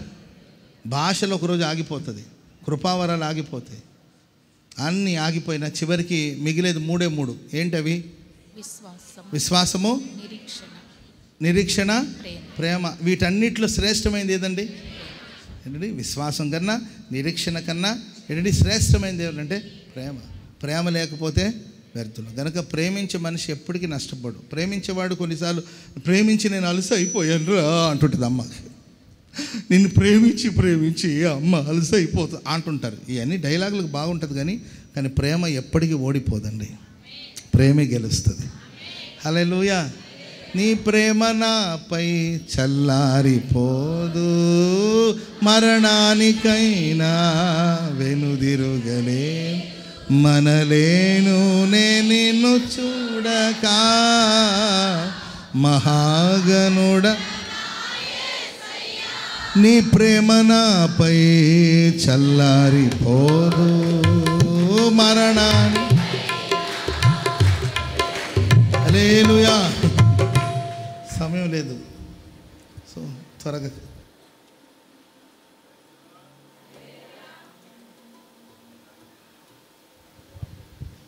Okay, praise the Lord. ప్రియులారా, ప్రేమించండి ఎదుటి మనిషిని. తప్పేం లేదండి. స్వచ్ఛమైన క్రీస్తు ప్రేమతో ప్రేమించండి. ప్రేమించి నష్టపోయినట్లు మీకు అనిపిస్తాం కానీ ఎప్పుడు ప్రేమతో చేసిన ప్రతి పనికి, పరిశుద్ధుల ఎడల చూపిన ప్రేమ, చేసిన పరిచర్యను మరచిపోవడానికి దేవుడు అన్యాయస్తున్న దేవుడు కానే కాదండి. హల్లెలూయా. దైవ సేవకులు యేసన్న గారిని మంచి మనసుతో ప్రేమించి మేము ఆయనకు పరిచయం చేసాం. యేసన్న గారి వినడి పాదాల దగ్గర కూర్చొని మంచి మనసుతో ఆయనకు సేవ చేస్తాం. ఆయన వృద్ధాప్యలో ఉన్నప్పుడు అన్నకు సేవ చేస్తాం. ఆయన దగ్గర ఉన్నాం, ఆయన చూసుకున్నాం, ఆయనకి అన్నం తినిపించాం, ఆయనకి స్నానాలు చేయించేవాళ్ళు. ఎందుకంటే ఆయన లేవలేని పరిస్థితులు ఉన్నప్పుడు అతనికి సేవ చేసాం. యేసన్న గారికి సేవ చేసాం, ప్రయాసపడ్డాం మంచి మనసుతో. విసుక్కొని కూడా కాదు, కష్టపడి కూడా కాదు, మంచి మనసుతో ఒక తండ్రిని సేవించినట్లు. ఒక తండ్రికి, మా నాన్న కూడా నేను అలాంటి సేవ అంతా చేయలే. మా నాన్న అంటే పెద్దగా నాకు నాన్నతో అంత అటాచ్మెంట్ లేదు నాకు. మా అమ్మతోనే ఎక్కువగా ఉండేవాడిని. మా నాన్న కూడా చాలా స్ట్రిక్ట్గా ఉండేవాడు. స్ట్రిక్ట్ ఆఫీసర్ ఆయన. ఏంటండి, స్ట్రిక్ట్ ఆఫీసర్ మా నాన్న. ఎప్పుడు వైట్ డ్రెస్ వేసేవాడు మా నాన్న. మా నాన్నగారు ఎప్పుడు వైట్ డ్రెస్లోనే ఉండేవాడు. సో కాబట్టి మేము వెళ్ళి ముట్టుకున్నా మా చేతిలో మట్టి ఉండేది కాబట్టి అసలు దగ్గరికి వెళ్ళొద్దని మా అమ్మ దూరంగా ఆపేది. మా నాన్న కూడా అంత కొందరు దగ్గర తీసుకున్నాడు కాదు. Strict officer. ప్రేమ లేదని నేను అనను, ఆయన స్ట్రిక్ట్ ఆఫీసర్ అంతేగా. Praise the Lord. ఇంకా మా అక్క వాళ్ళకి ఎక్కువ మా నాన్నతో ఎక్కువగా సహవాసం. మా అక్కవాళ్ళు నాన్నతో బాగా ఫ్రీగా మాట్లాడేవాళ్ళు. మేము మాత్రం కొంచెం నాన్నంటే భయపడి దూరంగా ఉండేవాళ్ళం. మాకు ఇంకేదైనా మా అమ్మే ప్రపంచం. మాకు ఏది కావాలన్నా మా అమ్మే. మా నాన్న ఏదైనా అడగాలన్నా అమ్మ దగ్గర చెప్తే మనకు అది వస్తుంది. నాన్న దగ్గర అడిగితే రాదని నాకు తెలుసు. ఏది కావాలని అమ్మని అడిగితే అమ్మే. మాకు తిండి కానీ, మాకు బట్టలు కానీ, మా ఎడ్యుకేషన్ కానీ, A to Z లైఫ్లో అంతా అమ్మే. Praise the Lord. ఇక మా నాన్నతో ఏదైనా మాట్లాడితే పోట్లాటాలు ఉంటాయి తప్ప ఇక మా నాన్నకి ఏ రోజు సేవ చేయలే. నాకు ఎప్పుడైనా బాధ ఉంటుంది, అది వేరే విషయం. కానీ దైవజనులు యేసన్న గారు, నా 18 years ఏజ్లో నేను దేవుని సేవకు వచ్చాను. నాకు యేసన్న గారే తెలుసు మినిస్ట్రీస్లో. ఫ్రమ్ ద బిగినింగ్ నుండి కూడా యేసన్న గారు. సో కాబట్టి అది నా భాగ్యం. అది ఆ చివరి సమయంలో యేసన్న గారి దగ్గర ఉండడం అనేది అది భాగ్యం. ఎవరో కోరుకున్నా అది వాళ్ళకి లభించదు. అది నాకు దేవుడిచ్చిన దానం అని నేను భావిస్తాను, దేవుడిచ్చిన వరం అని భావిస్తాను.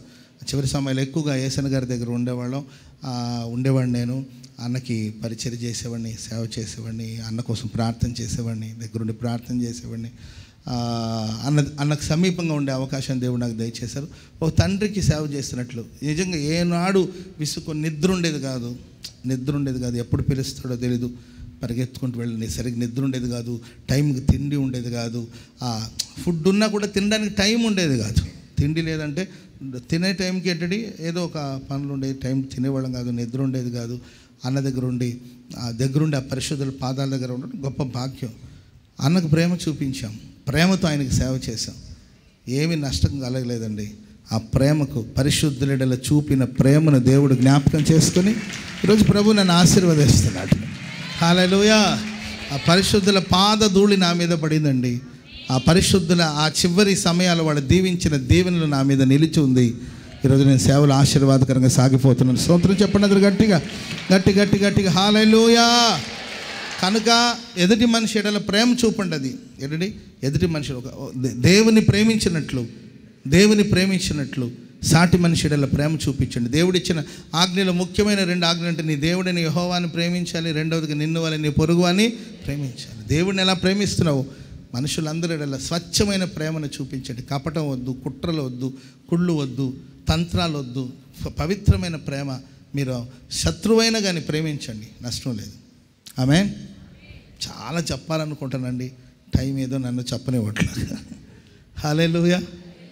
నేను చదువుకుంటున్నప్పుడు నాకు ఒక లెసన్ ఉండేది. ఆ లెసన్లో వాళ్ళ నాన్నగారు 3 కుమారుల్ని పిలిచి, ఒక మంచి పని చేస్తే రాజ్యం అంతటిని మీకు ఇస్తానని చెప్పి దేశాంతరం వెళ్ళి మీరు దేశమంతా తిరిగి ఏదో ఒక మంచి పని చేసి రండి.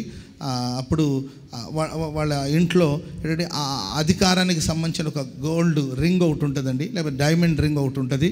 ఎవరైతే మంచి పని చేస్తారో వాళ్ళకి ఈ రింగ్ ఇస్తాను, వాళ్ళే ఇక అధికారులుగా మారుతారు, వారసులుగా మార్చబడతారు అని చెప్తే ఆ 3 వెళ్ళి మంచి పని చేసి తిరిగి వచ్చారనమాట. ఏం పని చేసి వచ్చారంటే, మొదటి వాడు చెప్పాడు, ఒక వృద్ధురాలు రోడ్డు క్రాస్ చేస్తూ ఉంటే ఆమె పడిపోబోతుంటే నేను ఆమెను పట్టుకొని ఆమెను సేఫ్గా ఆమె వెళ్ళే చోటుకి నేను చేర్చాను. సరే, మంచిది అని వాళ్ళ నాన్న సంతోషించాడు.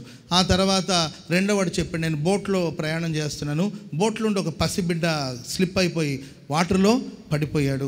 అప్పుడు వెంటనే నా ప్రాణానికి సాహసించి నేను నీళ్లలో దూకి ఆ పసిబిడ్డని బయటికి తీసుకొచ్చాను అంటే వాళ్ళ నాన్న మంచి పని చేశావు అని చెప్పి ఆయన కూడా మెచ్చుకున్నాడు. మూడో కొడుకు వచ్చి చెప్పాడంట, నాన్న నేను ఒక ఎత్తైన స్థలంలో ఉన్నాను, అక్కడ ఒక పార్టీ విందు ఏదో జరుగుతూ ఉన్నట్టుంది, అందరూ ఫుల్గా తిని తాగి ఎంజాయ్ చేస్తున్నారు, అక్కడ నా శత్రువు ఒకడు ఉన్నాడు, వాడంటేనే నాకు గిట్టదు, వాడిని చూస్తే నా రక్తం మరుగుతుంది, వాడు అక్కడ ఉన్నాడు, వాడు అక్కడ తిని తాగి ఆ మత్తులో వెళుతూ ఉంటే సడన్గా ఒక కొండ మీద శిఖరం మీదకి వెళ్ళాడు. వాడు ఆ కొండ మీద సెలబ్రేషన్ జరుగుతుంది, వాడు స్లిప్ అయ్యి లోయలో పడబోయాడు. నా మనసు చెప్తుంది వాడు సావుని, వాడు సస్తేనే కానీ నీకు సంతోషం ఉండదని ఒకవైపు నా మనసు అనిపిస్తుంది.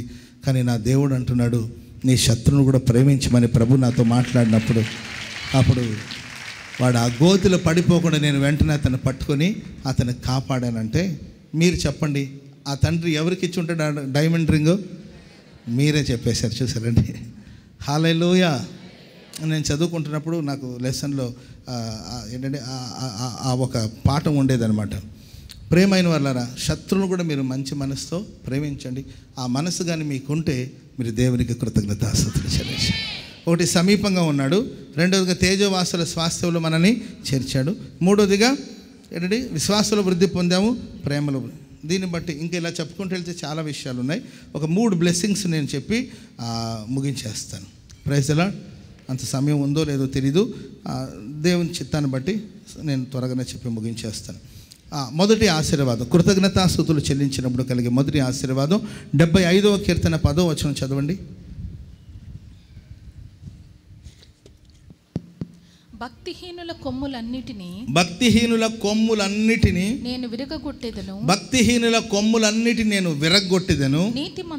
నీతిమంతుల కొమ్ములు హెచ్చింపబడును. స్తోత్రం చెప్పండి అందరు గట్టిగా.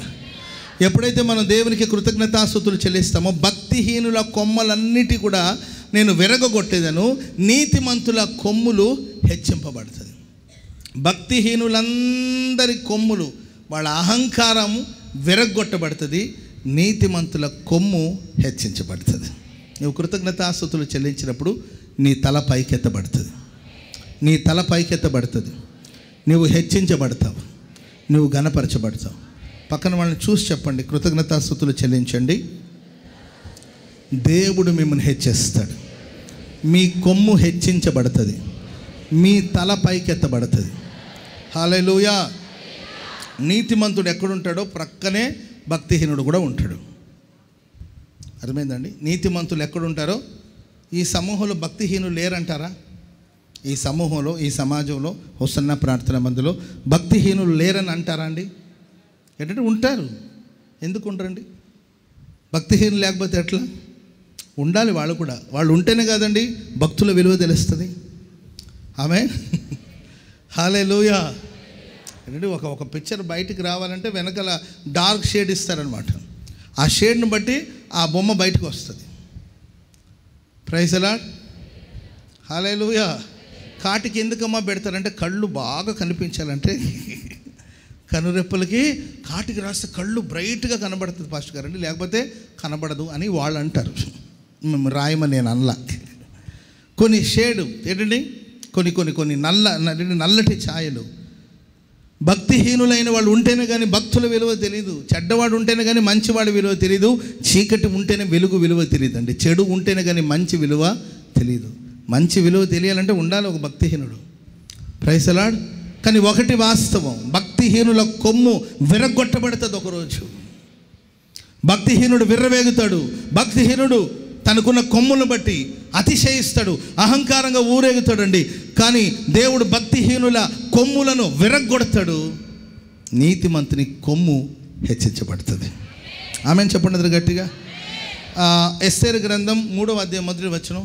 ఎస్తేరు గ్రంథం 3వ అధ్యాయం 1వ వచనం. త్వరగా. ఈ సంగతులైన తర్వాత ఏదో ఒక సంగతులు జరిగింది. దాని తర్వాత రాజైన అహస్వేరోషు అగాగీయుడైన హామానును గణపరిచి అతని హెచ్చించి అతని పీఠమును తన దగ్గరున్న అందరికంటే ఎత్తుగా ఉంచాడంట. చాలండి. Praise the lord. హామాన్ అనే వ్యక్తిని ఏదో సంభవించింది అక్కడ. ఇవన్నీ జరిగిన తర్వాత తలలు పైకెత్తి బాగా వినాలి. ఆశ ఉన్నప్పుడు చక్కగా కూర్చొని వింటారు. వినాలనే ఆసక్తి లేనప్పుడు చతికిలు పడిపోతారు. ఆసక్తితో దేవుని మాటలు వినాలి. ఆమేన్, హల్లెలూయా, హల్లెలూయా. కింద కూర్చోవడం తేలికేం కాదు, నాకు కూడా తెలుసు, కష్టమే. మరి ఏం చేద్దామండి, ఇంతమంది కుర్చీలు వేయాలంటే మరి కుర్చీలు తెప్పించేది పెద్ద విషయం కాదు. ప్లేస్ ఎక్కడుంది చెప్పండి. దేవుని చిత్తమైతే దయాక్షేత్రంలో కుర్చీలు వేద్దాం. Praise the Lord. అప్పుడు ఫ్రీగా కూర్చోవచ్చు. అందరికి కుర్చీలు వేయాలని ఉంటుంది నాకు. కానీ ఇంతమంది కుర్చీలు అరేంజ్ చేయడానికి పెద్ద సమస్య ఏముందండి. అసలు నేనేమన్నా మా ఇంట్లో నుండి తెచ్చేదేం కాదు కదా. నాకు 10,000 కుర్చీలు కావాలంటే మీరు తీసుకొచ్చారా? ఇవ్వలేరండి. ఓ మాట జాలు, నీవు అన్నయ్య జాలు, ఊరికి అటన్ను జాలు తెచ్చిస్తాం అనేవాళ్ళు చాలామంది ఉన్నారు. నేను అనను కానీ అంటే తెచ్చేవాళ్ళు చాలామంది ఉన్నారు. కానీ మనకి ఇక్కడ ప్లేస్ లేదు కాబట్టి అయినా మీరు శ్రద్ధగా కూర్చొని తప్పదు వినాలి. దీన్నే త్యాగం అంటారు. Praise the Lord. ఇవన్నీ సంభవించిన తర్వాత, ఇవన్నీ జరిగిన తర్వాత ఉన్నట్టుండి హామాన్ని అహస్వేరోషు రాజు హెచ్చించి తన దగ్గర చాలామంది అధిపతులు ఉన్నప్పటికీ ఇతని సింహాసనం మాత్రం కొంచెం, అతని పీఠం, ఆయన కూర్చొని సీటు లేకపోతే ఆయన కూర్చొని ఆ కుర్చీని కొంచెం ఎత్తైన స్థలంలో ఉంచి తనకు దగ్గరగా అతను కూర్చోబెట్టాడు. ఇవన్నీ సంభవించిన తర్వాత ఏం సంభవించిందని మనం ఆ ముందు అధ్యాయంలో చదువుకుంటూ పెడితే, ఇద్దరు రాజును చంపాలని కుట్ర చేస్తున్నారు. ఎవరిని చంపాలని? రాజుని చంపాలని కుట్ర చేస్తున్నారు. ఆ వార్త మొర్దెకై అనే ఒక వ్యక్తికి తెలిసింది. గేట్ దగ్గర మాట్లాడుతున్నారు కనుక అది తెలిసి వెంటనే మెసేజ్ పాస్ చేశాడు. ఎవరి దగ్గరికి? ఎస్తేర్ రాణి దగ్గరికి చెప్పాడు. అమ్మా, ఇదిగో మీ ఆయన చంపాలని, రాజుని చంపాలని కుట్ర చేస్తున్నారు, కొంచెం రాజుగారిని జాగ్రత్తగా ఉండమని చెప్పు, కుట్రలు జరుగుతున్నాయి, కొంచెం జాగ్రత్తగా ఉండమను, కేర్ఫుల్గా ఉండమని చెప్పి కబురు పంపించారు. వెంటనే రాణి ఏం చేసిందంటే, ఎస్తేర్ రాణి రాజుగారికి కబురు పంపించింది. కబురు పంపించి, అయ్యా నాకు ఇప్పుడే ఒక బ్రేకింగ్ న్యూస్ వచ్చింది, ఎవరో నేను చంపాలని పలానా వాళ్ళు ట్రై చేస్తున్నారంట, కొంచెం కేర్ఫుల్గా ఉండమని మొర్దెకై అనే వ్యక్తి ద్వారా నాకు మెసేజ్ వచ్చింది, కొంచెం మీరు గమనించండి అంటే గమనిస్తే నిజంగా ఇద్దరు కుట్ర చేశారు. వెంటనే రాజు ఏం చేస్తాడు తెలుసు? ఆ కుట్ర చేసిన మనుషులను తీసుకెళ్ళి ఉరి దించి చంపించేశాడు. ఈ సబ్జెక్ట్ని గ్రంథంలో రాశారు. ఏ సబ్జెక్ట్ని చెప్పరే? ఏ సబ్జెక్టు? రాజుగారిని ఇద్దరు చంపాలని ట్రై చేశారు. అప్పుడు మొర్దెకై అనే ఒక వ్యక్తి ఎస్తేర్కి మెసేజ్ పాస్ చేశాడు. ఎస్తేర్ అమ్మగారు వచ్చేసి రాజుగారికి చెప్పారు. అవునో కాదని చూస్తే అది నిజమని తేలింది. అందుకొరకు వాళ్ళని ఉరి తీయించారు. ఇవన్నీ సంభవించింది. లేఖలో రాశాడే తప్ప, గ్రంథంలో రాశాడే తప్ప మొర్దెకైకి ఏదైనా సన్మానం జరిగిందా? సరే, ఎస్తేర్ అని చెప్పొచ్చు కదా, అయ్యా పాప మొర్దెకై మనకు మేలు చేశాడు కదా ఏంటండి. సో ఓకే, వాళ్ళ రిలేషన్ ఒకవేళ తెలియకపోయినా కనీసం ఒక పర్సన్ మనకు హెల్ప్ చేశాడు కదా, అతనికి మనం కనీసం ఏదైనా సన్మానం చేద్దాం, ఏదైనా గిఫ్ట్ ఇద్దాము, ఏదైనా సహాయం చేద్దాం, ఇక్కడ ఏదైనా ఒక మంచి పోస్ట్ ఇద్దాము అని ఏమైనా అడిగిందండి? అడగల. ఎందుకంటే ఎస్తేర్కి తెలుసు మనుషులు మనల్ని గణపరచకూడదు, దేవుడు మనల్ని గణపరచాలి. దేవుడు మనల్ని గణపరచాలి. హల్లెలూయా. రికమెండేషన్ వద్దు మనకు. Praise the Lord. ఎవరో సిఫారసు వద్దు. చాలామంది అడుగుతుంటారు, సిఫారసు పాస్టర్ గారండి మీరు కొంచెం చెప్పకపోయారా, మా బాబు చాలా మంచోడని ఒక మాట చెప్పకపోయారా అంటారు. సిఫారసు ఎందుకు? మంచోళ్ళైతే మంచితనానికి ఎవడు సిఫారసు అవసరం లేదు. మీరు ఒక మాట చెప్తే బాగుంటుంది పాస్టర్ గారండి, మీరు మీ నోటితో చెప్పండి, మీ నోటితో చెప్పండి అంటూ ఉంటారు. అమ్మ, నేను మంచోళ్ళకి సిఫారసు చేయాల్సిన అవసరం లేదండి. మంచికి, సత్యానికి ఎవరు సహకారం అవసరం లేదు. సత్యం తనంతట తానే నిలబడుతుందండి. నిజాన్ని ఎవరు నిలబెట్టాల్సిన అవసరం లేదు. నిజం తనంతట అదే నిలబడుతుంది. మంచి వాళ్ళకి ఎవరి సహకారం అవసరం లేదండి. మంచికి దేవుడు ఎల్లప్పుడూ తోడుగా ఉంటాడు. హల్లెలూయా. ఎస్ సార్, ఎవరికి రికమెండేషన్ చేయాల్సిన అవసరం లేదు. మా అన్నయ్యని నన్ను పెంచిన మా అన్నయ్యని దేవుడు గణపరచాలనుకుంటే ఆయన నిర్ణయించిన సమయం మా అన్నయ్యని దేవుడు గణపరచాలి అంతే. అంతేగాని ఏమండి మా అన్నని కొంచెం గణపరచవచ్చు కదా, నీ పెద్ద రాజు కదా, మరి ఏదైనా కొంచెం పోస్ట్ ఇవ్వచ్చు కదా, కనీసం పోస్ట్ అని ఇవ్వచ్చు కదా అని ఏం అడగల. టైం వచ్చినప్పుడు దేవుడు గణపరచాలి. అదే విశ్వాసం. ఆమెను చెప్పండి అందరు గట్టిగా గట్టిగా. హల్లెలూయా. హల్లెలూయా. కష్టపడిందంతా మొర్దెకై. సన్మానం రావాల్సింది మొర్దెకైకి, కానీ ఎవరికి వస్తుంది సన్మానం? అంటారు కదా, సొమ్ము ఒకటిది చెప్పాలి, సొమ్ము ఒకటిది అనండి, పర్వాలేదు, నేనేమంటాను. అది లోకంలో ఉన్న సామెత కదా, సొమ్ము ఒకటిది సోకకూడదు. కష్టమంతా ప్రయాసమంతా సన్మానించవలసింది ఎవరిని? గణపరచవలసింది ఎవరిని? మొర్దెకైని. కానీ ఎవరిని గణపరుస్తున్నారు? హామాన్ని గణపరుస్తున్నారు. మనకున్న బాధ ఏంటంటే మనల్ని సన్మానించకపోయినా బాధ లేదు, కానీ ఆ హామాను గారిని ఎందుకు గణపరుస్తున్నారు? అర్థమైందండి. సరే, హామాన్ ఏమైనా చేశాడా? హామాన్ ఏమైనా ఘనకార్యం చేశాడా? అసలు హామాన్ని గణపరచడానికి రీజన్ ఏంటి? ఏమైనా ఉందా రీజన్స్ అక్కడ? కారణాలు ఏమైనా ఉన్నా? ఆయనకి ఎందుకు పెద్దపీఠం వేశారు? ఆయన ఎందుకు సన్మానం చేస్తున్నారు? కొన్నిసార్లు అంతేనండి, దేవుడు నడిపించే మార్గాల్లో మనం ఎంత ప్రయాసపడినా, ఎంత శ్రమ పడినా మన కన్నులు ఎదుట ఎవరో గణపరచబడుతుంటారు. పెద్దగా నీ ఫీల్ అవ్వాల్సిన అవసరం లేదు. ప్రియులరా, దేవుడు మన ముందు ఒక వ్యక్తిని గణపరుస్తూ ఉన్నాడంటే ఏదో దేవుని ప్రణాళిక ఉంది అంతే. ఇంకా ఆమెను చెప్పండి అందరు గట్టిగా. హల్లెలూయా. హామాను ఎవరు అంటే యూదులకు పెద్ద బద్ధశత్రు. ఈ హామాను ఏ సంతతికి చెందినవాడు అంటే అమాలేకుల సంతానానికి చెందినవాడు. ఏ సంతానానికండి? అమాలేకులను భూమి మీద సంపూర్ణంగా నిర్మూలన చేయాలి అనేది దేవుని ప్రణాళిక. సౌలు రాజుతో చెప్పాడు అమాలేకులను పూర్తిగా నిర్మూలన చేయమని. మరి ఈయన అమాలేకుల మీద జాలి చూపించి చంపలేదండి.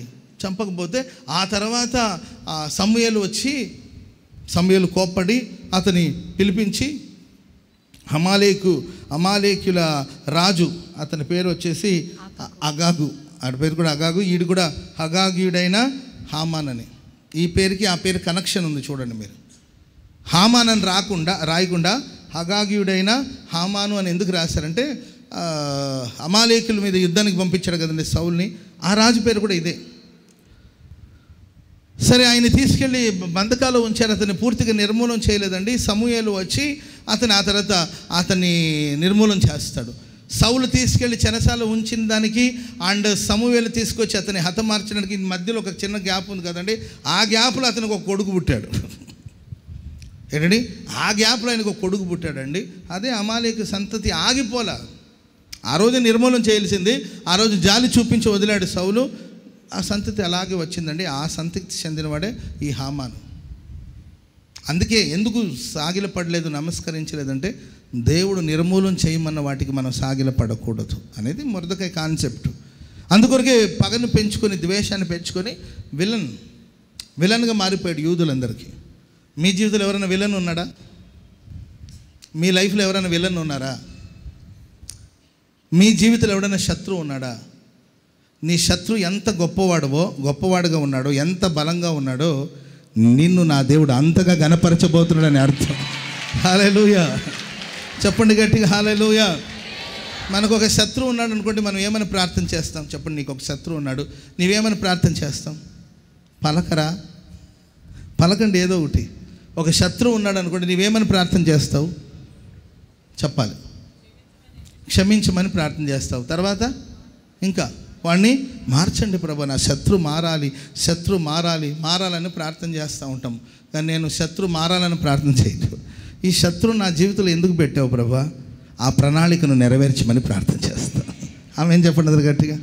పౌలు గారికి ఒక శత్రు, ఒక ముళ్ళు ఉందండి. ప్రభువా దీన్ని తొలగించమన్నాడు. దేవుడు అన్నాడు, నేనే పెట్టాను ఆ ముళ్ళు నీకు. దేవుడే కొందరిని మనకు ముళ్ళులాగా పెట్టుంటాడు. దేవుడు పెట్టిన ముళ్ళుని తీసేయమంటే ఎట్లా? నేనే పెట్టాను. ప్రైజ్ ది లార్డ్, హల్లెలూయా. ఇక్కడ ఒక వాటర్ బాటిల్ పెట్టాను, దాన్ని తీసేయండి, నేనే పెట్టాను వాటర్ బాటిల్. తీసేయండి, దేవుడే పెట్టాడు. దేవుడే పెట్టాడు అంటే మరి ఆయనకి ఏదో ఉద్దేశం ఉంటుంది కదా. ఆ విలన్ లేకపోతే నీ జీవితం వెలుగులోనికి రాదు. అంతేకా, నీ జీవితంలో ఉన్న విలన్ ఎంత బలంగా ఉన్నాడో నిన్ను అంత బలముగా దేవుడు నిన్ను కనపరచబోతున్నాడు. హల్లెలూయా, చెప్పండి గట్టిగా హల్లెలూయా. నీ శత్రు బలవంతుడని భయపడవద్దు. హామాను హెచ్చించబడుతున్నప్పుడు నీవు మనసులో మత్సరపడవద్దు. హామాను గణపరచబడుతున్న నీ మనసులో నీవు వ్యసనం తెచ్చుకోవద్దు. ఎందుకంటే దేవుడే హామాన్ని పెట్టాడు, దేవుడే హామాన్ని ఉంచాడు. ఆ హామాను చేతుల మీద నీవు గణపరచబడబోతున్నావు. ఓ రోజు ఆ భక్తిహీనుని కొమ్ము విరగొట్టబడుతుంది. మొర్దెకై గణపరచబడతాడు. Praise the Lord. కొన్నిసార్లు మన ఫ్యామిలీ మెంబర్స్ మనకు శత్రువులుగా మారిపోతారు. యోసేపు వేసుకున్న రంగురంగుల వస్త్రాన్ని బట్టి అన్నలందరూ శత్రువులుగా మారారా లేదండి? అసలు ఎందుకు అంత ద్వేషం ఎందుకు చెప్పండి అంటే, వాళ్ళ నాన్న ఆయనకు ఒక కలర్ఫుల్ డ్రెస్ ఒకటి కొనిచ్చాడంట. అది బాధ. వాళ్ళ నాన్న యోసేపుకి ఒక కలర్ఫుల్ డ్రెస్ ఇచ్చాడు, అదండి బాధ. దానికోసం ఎంత కోపం, ఎంత బాధ అంటే అతను ఒట్టి గుంటలో పడేయాలనంత ద్వేషం పెంచుకున్నాడు. అంతకుమించి ఏముందండి? ఏమైనా ఆస్తి పంపకాలు ఏం జరగలేదు కదా. యోసేపుకి ఒక కలర్ఫుల్ డ్రెస్ ఒకటి ఇచ్చాడు, అంతేకా. ఇక అంతేనండి. దాని గురించి ద్వేషించి తీసుకెళ్ళి ఒక గొయ్యిలో పడేసేదాకా ఊరుకోలేదండి. ఫ్యామిలీ మెంబర్సే శత్రువులుగా మారుతారు కొన్నిసార్లు మనకు. నువ్వేం బాధపడద్దు. ఎందుకంటే మనుషులు మనకు ఏదైనా కీడు చేస్తున్నా ఆ కీడు చాటున దేవుడు ఒక మేలును దాచి ఉంచుంటాడు. హల్లెలూయా. దేవుడు ఆ కీడుని తప్పించవచ్చు కదంటే తప్పించడు కొన్నిసార్లు. ఎందుకంటే ఆ కీడులోనే దేవుని ప్రణాళిక ఒకటి ఉంది. ఆమె ఒకవేళ వాళ్ళ అన్నలందరూ ప్రేమించి, యోసేపు నాన్న బంగారం, చిన్ని బంగారం, చిన్నోడా అని, చిన్నోడే కదండి, చిన్నోడా ఏం నాన్న ఏం కావాలరా, రారా షాపింగ్ చేస్తావరా, ఆన్లైన్లో షాపింగ్ చేస్తావరా, చిన్నోడా బిర్యానీ తింటావురా, స్విగ్గీలో ఆర్డర్ అనే ప్రేమ పంచి ఉన్నారనుకోండి, వాడు ఆ ఇంట్లోనే పడి ఉండేవాడు.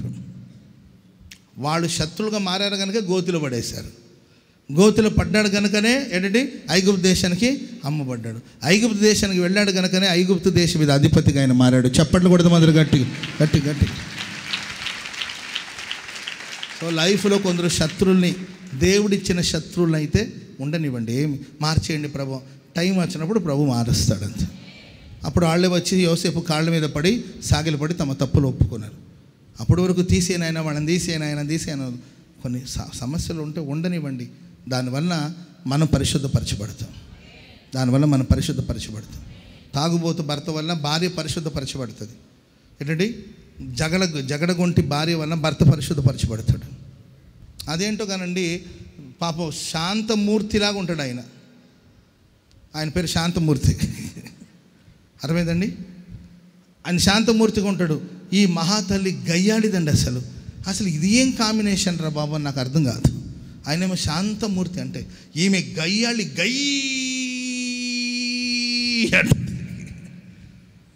అర్థమైందండి. కానీ ఆయన శాంతమూర్తి. అమ్మాయి ఊరుకో అంటాడు. ఏంది ఊరుకోనేది అంటది. అమ్మాయి ఊరుకో అమ్మాయి గట్టిగా అరవద్దంటే, ఏందయ్యా ఊరుకోనేది అంటుంటుంది ఈమె. ఆ ఊరుకుంటే ఏంటట అంటుంటుంది. మరి చిన్నగా మాట్లాడామంటే, ఎందుకు మాట్లాడాలి చిన్నగా? ఎందుకు చిన్నగా మాట్లాడాలి? నా గొంతు, నా నోరు, నా ఇల్లు అంటే, కాదమ్మా ఎవడేమనుకుంటే నాకెందుకో అంటుంటుంది. మరి చిన్నగా మాట్లాడమంటే, ఏందయ్యా చిన్నగా మాట్లాడేది అంటది. నేనంటే ఇది ఏం కాంబినేషన్ రా బాబు. Praise the Lord. ఇంకొక కాంబినేషన్ ఉంటుంది చూడండి. పాపం ఆయన మహా రెబల్, అంతేకా మీసాలు తిప్పేసి మీసాల మీద నిమ్మకాయ నిలబెడతాడు. కోపిష్ఠుడండి, కోపం మస్తే ఇంట్లోని వస్తువులని విరగొట్టేస్తాడు. పాపం ఏమేమో సాత్విక ఏం పేరు ఎవరండి ఈమె?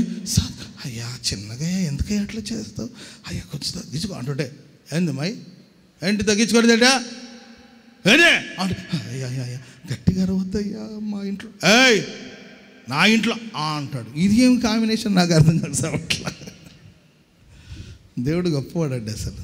Praise Lord. రెండు కొత్త ఎడ్లని ఒక బండి కట్టారనుకోండి, ఏది ఆగదంటే దూకుంటూ వెళ్ళిపోతుంది, అంతే ఏ గోతులను పడుతుంది. అందుకే బండి కట్టేటప్పుడు ఒక కొత్త ఎద్దుని ఒకటి ముసలి ఎద్దుని రెండింటిని కట్టేస్తే ఆ కొత్త ఎద్దేమో ఉరుక్కుంటూ ఓయ్ హాయ్ హాయ్ అంటుంటే ఏంటండి ఇంకొక పాత ఎద్దు ఉంటుంది కదండి, నిదానమే పదానం నిదానమే పదానం. Praise lord. భర్తలు కొంచెం స్పీడ్గా వెళ్తున్నప్పుడు అయ్యా ఆగయ్యా అంటే బండి జాగ్రత్తగా వెళ్తుంది. భార్య దూక్కుంటూ వెళుతున్నప్పుడు భర్త కొంచెం ఆగండి. కొన్నిసార్లు దేవుడే ఏర్పాటు చేస్తాడు, అది దేవుని ప్రణాళిక. Praise Lord. హల్లెలూయా. అందరూ ఏంటంటే టెన్షన్ పడిపోతుంటే అందరూ కోపిస్తూ ఉన్నారు అనుకోండి, సాత్వికంగా చెప్పాడు. అందరూ సాత్వికులు అయిపోయినా కష్టమే. సో అన్ని కాంబినేషన్, అదే కాంబినేషన్ అంటే. Praise Lord. చెప్పండి గట్టిగా హల్లెలూయా హల్లెలూయా. చప్పట్లు కొడితే బిగ్గరగా దేవునికి స్తోత్రం స్తోత్రములు స్తోత్రములు స్తోత్రములు స్తోత్రములు స్తోత్రములు. హల్లెలూయా. గొల్యాతు అనేవాడు రాకపోతే దావీదు అనేవాడు వెలుగులోనికి వచ్చేవాడు కాదు. గొల్యాతు అనే ఒక రాక్షస సంతానం బయటకు వచ్చినప్పుడే దావీదు ప్రస్తావన వచ్చింది అక్కడ. కాబట్టి ప్రియులారా, జీవితంలో కొన్ని భక్తిహీనులైన వాళ్ళు మన చుట్టూ ఉంటారు. ఫీల్ అవ్వద్దు, బాధపడద్దు. దేవుడే పెట్టిన సమస్య అది, దేవుడే పెట్టిన మార్చండి, నా భర్తను మార్చండి అండు కన్నా ప్రభువా, నాకు ఇచ్చిన ఈ భర్త ద్వారా నేను పరిశుద్ధపరచబడాలి, నా భార్య వల్ల నేను పరిశుద్ధపరచబడాలి, మాట వినని నా బిడ్డల ద్వారా నేను పరిశుద్ధపరచబడాలి, నన్ను అర్థం చేసుకోలేని నా తల్లిదండ్రుల ద్వారా నేను పరిశుద్ధపరచబడాలి. నన్ను పరిశుద్ధపరచడానికి కోసం నీవు ఇలా ఏర్పాటు చేసావు. నేను పరిశుద్ధపరచబడిన తర్వాత ఆటోమేటిక్గా వాళ్ళే మారిపోతారు. ఆమెను చెప్పండి అందరు గట్టిగా హల్లెలూయా. సరే, కృతజ్ఞతాస్తుతులు చెల్లించినప్పుడు జరిగేది ఏంటంటే, మొట్టమొదటిగా మన కొమ్ము హెచ్చించబడుతుంది. మీరు విశ్వసించండి, ఈ ఫిబ్రవరి మాసంలో మీ కీర్తి సుదూర ప్రాంతం వరకు దేవుడు వ్యాపింప చేయబోతున్నాడు. మీ తల ఎత్తబడుతుంది, మీ తల పైకి ఎత్తబడబోతుంది. మీ కుటుంబాన్ని దేవుడు ఉన్నత స్థాయికి తీసుకెళ్ళబోతున్నాడు. మీ పిల్లల్ని దేశం యొక్క ఉన్నత స్థలాల మీదకి దేవుడు ఎక్కించబోతున్నాడు, హెచ్చించబోతున్నాడు. టైం వచ్చిందండి. ఆ రోజు హామాను యొక్క కొమ్ములు విరగ్గొట్టబడింది. మొర్దెకైని దేవుడు తీసుకెళ్ళి ఆ స్థానంలో పెట్టాడు. ఆ దేశానికి ప్రధానమంత్రిగా దేవుడు మార్చాడు. హల్లెలూయా హల్లెలూయా. వాడు తీసుకున్న గోతిలో వాడేబడ్డాడు. ఎవడు తీసుకున్న గోతులు వాడేబడతాడు. అనని పక్కన వాళ్ళని చూసి, మీరని అనొద్దు, ఎవడు తీసుకున్న గోతులు వాడేబడతాడని చెప్పు. మీరేం ఫీల్ అవ్వు సిస్టరో, నువ్వేం ఫీల్ అవ్వు సిస్టరో, ఎవడు తీసుకున్న గోతిలో వాడేబడతాడు. ఆమె ఎవడన్నా గోతి తీస్తుంటే దీని బ్రదర్ ఇంకొంచెం లోతుకి ది అని చెప్పాలి మనం. రే నీకే రా ఇది అని ఆయన అనుకుంటుంటాడు. నీవు ది ఎందుకంటే నువ్వు తీసుకున్న గోతులు నీవు పడతావు, నువ్వు వేసుకున్న వాళ్ళు నీవే పడతావు. ఆమేన్. హల్లెలూయా. భక్తిహీనుల కొమ్ము ఒకరోజు విరగ్గొట్టబడుతుంది. ఆడు విరవబడతాడు, నీతిమంతుడు హెచ్చించబడతాడు. కృతజ్ఞతాస్తుతులు చెల్లించినప్పుడు దేవుడి కార్యాలు జరిగిస్తాడు. ఆ రెండో మాట ఫాస్ట్గా చదవండి. హల్లెలూయా. మార్కు సువార్త 8:6. మార్కు సువార్త 8:6. అప్పుడు ఆయన నేల మీద కూర్చుండుడని జనులకు ఆజ్ఞాపించెను. ఆ 7 రొట్టెలు పట్టుకొని కృతజ్ఞతాస్తుతులు చెల్లించి విరిచి 7 రొట్టెలు పట్టుకొని కృతజ్ఞతాస్తుతులు చెల్లించి విరిచి వడ్డించుటకై శిష్యులకు ఇచ్చారు. జనసమూహానికి వడ్డించారు. కొన్ని చిన్న చేపలు కూడా వారి యొద్ద ఉండగా ఆయన దాన్ని కూడా ఆశీర్వదించి వాటిని కూడా వడ్డించండి అని చెప్పాడు. వారు భోజనం చేసి తృప్తి పొందిన మీదట మిగిలిన ముక్కలు 7 గంపల నిండా ఎత్తారు. కృతజ్ఞతాస్తుతులు చెల్లించినప్పుడు అక్కడ 2 అనుభవాలు చూస్తాం. ఒకటి, అందరూ తృప్తిగా తిన్నారు. ఆ తర్వాత 7 గంపలకి మిగిలింది. Praise the Lord. హల్లెలూయా. కొన్ని ఇళ్లలో తృప్తిగా తింటారు. ఎలా తింటారండి? చెప్పాలి అనియో ఎట్లా తింటారండి? తృప్తిగా తింటారు. చివరికి ఆ డేక్ష కూడా గిర్ర అని సౌండ్ వస్తుంటుంది.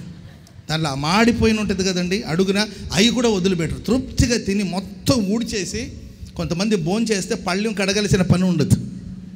తిన్న తర్వాత పళ్ళెం కడగలిసిన అవసరం లేదు. ఎందుకంటే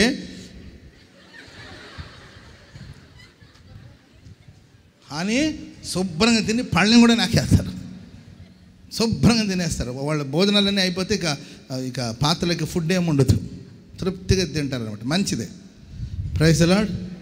విపరీతంగా తింటారు, తృప్తి, హ్యాపీగా. షాపింగ్కి వెళ్ళారనుకోండి, పర్సులో ఉన్న ఆఖరి పైసా కూడా అయిపోవాలి. అమ్మాయి ఒక 10 రూపాయలు వదిలేమంటే 10 రూపాయలకు ఒక కర్చీపు కొందాంలే ఆటది. మరి ఒక 10 రూపాయలు ఏం చేసుకుంటాంలే అని ఆ 10 రూపాయలు మొత్తం పర్స్ అంతా ఖాళీ అయిపోవచ్చు. అంతే తృప్తిగా షాపింగ్ చేస్తుంది, హ్యాపీగా, తృప్తిగా, సంతోషంగా వస్తుంది. పర్స్ అంతా ఖాళీ చేసుకోవాల్సింది. ఆమె కొంతమంది గుడాల పండుగ వస్తారు, తృప్తిగా మొత్తం ఖర్చు పెట్టేసి, ఏం ఖర్చు పెట్టినట్టే ఏంటండి, ఎక్కడో అట్లు తిని ఉంటారు, ఇడ్లీలు తిని ఉంటారు, అవి కొని ఉంటారు, ఇవి కొని ఉంటారు, డబ్బాలు కొని ఉంటారు, గొలుసులు కొని ఉంటారు, కీ చైన్లు కొని ఉంటారు, టెక్కర్లు కొని ఉంటారు. ఆ తర్వాత ఏంటి తిరుగుతారు కదా, ఏమంటారు దాన్ని, జైంట్ వీల్ ఎక్కేసి, అర్థమైందండి, ఏసయ్యా ఏసయ్యా. ఆ మధ్య నాకు ఒక వీడియో వచ్చింది, ఏసయ్యా ఏసయ్యా. నేను ఎవడు ఎక్కమన్నాడు, అక్కడ ఏసయ్య ఏసయ్య అని పిలువు, ఎవడు నీ వచ్చింది ఎందుకు? Praise the Lord. అంటే నేను ఎవడు అసలు దాన్ని ఎవడు ఎక్కుమన్నాడు, అంత భయం ఉన్నప్పుడు. అంటే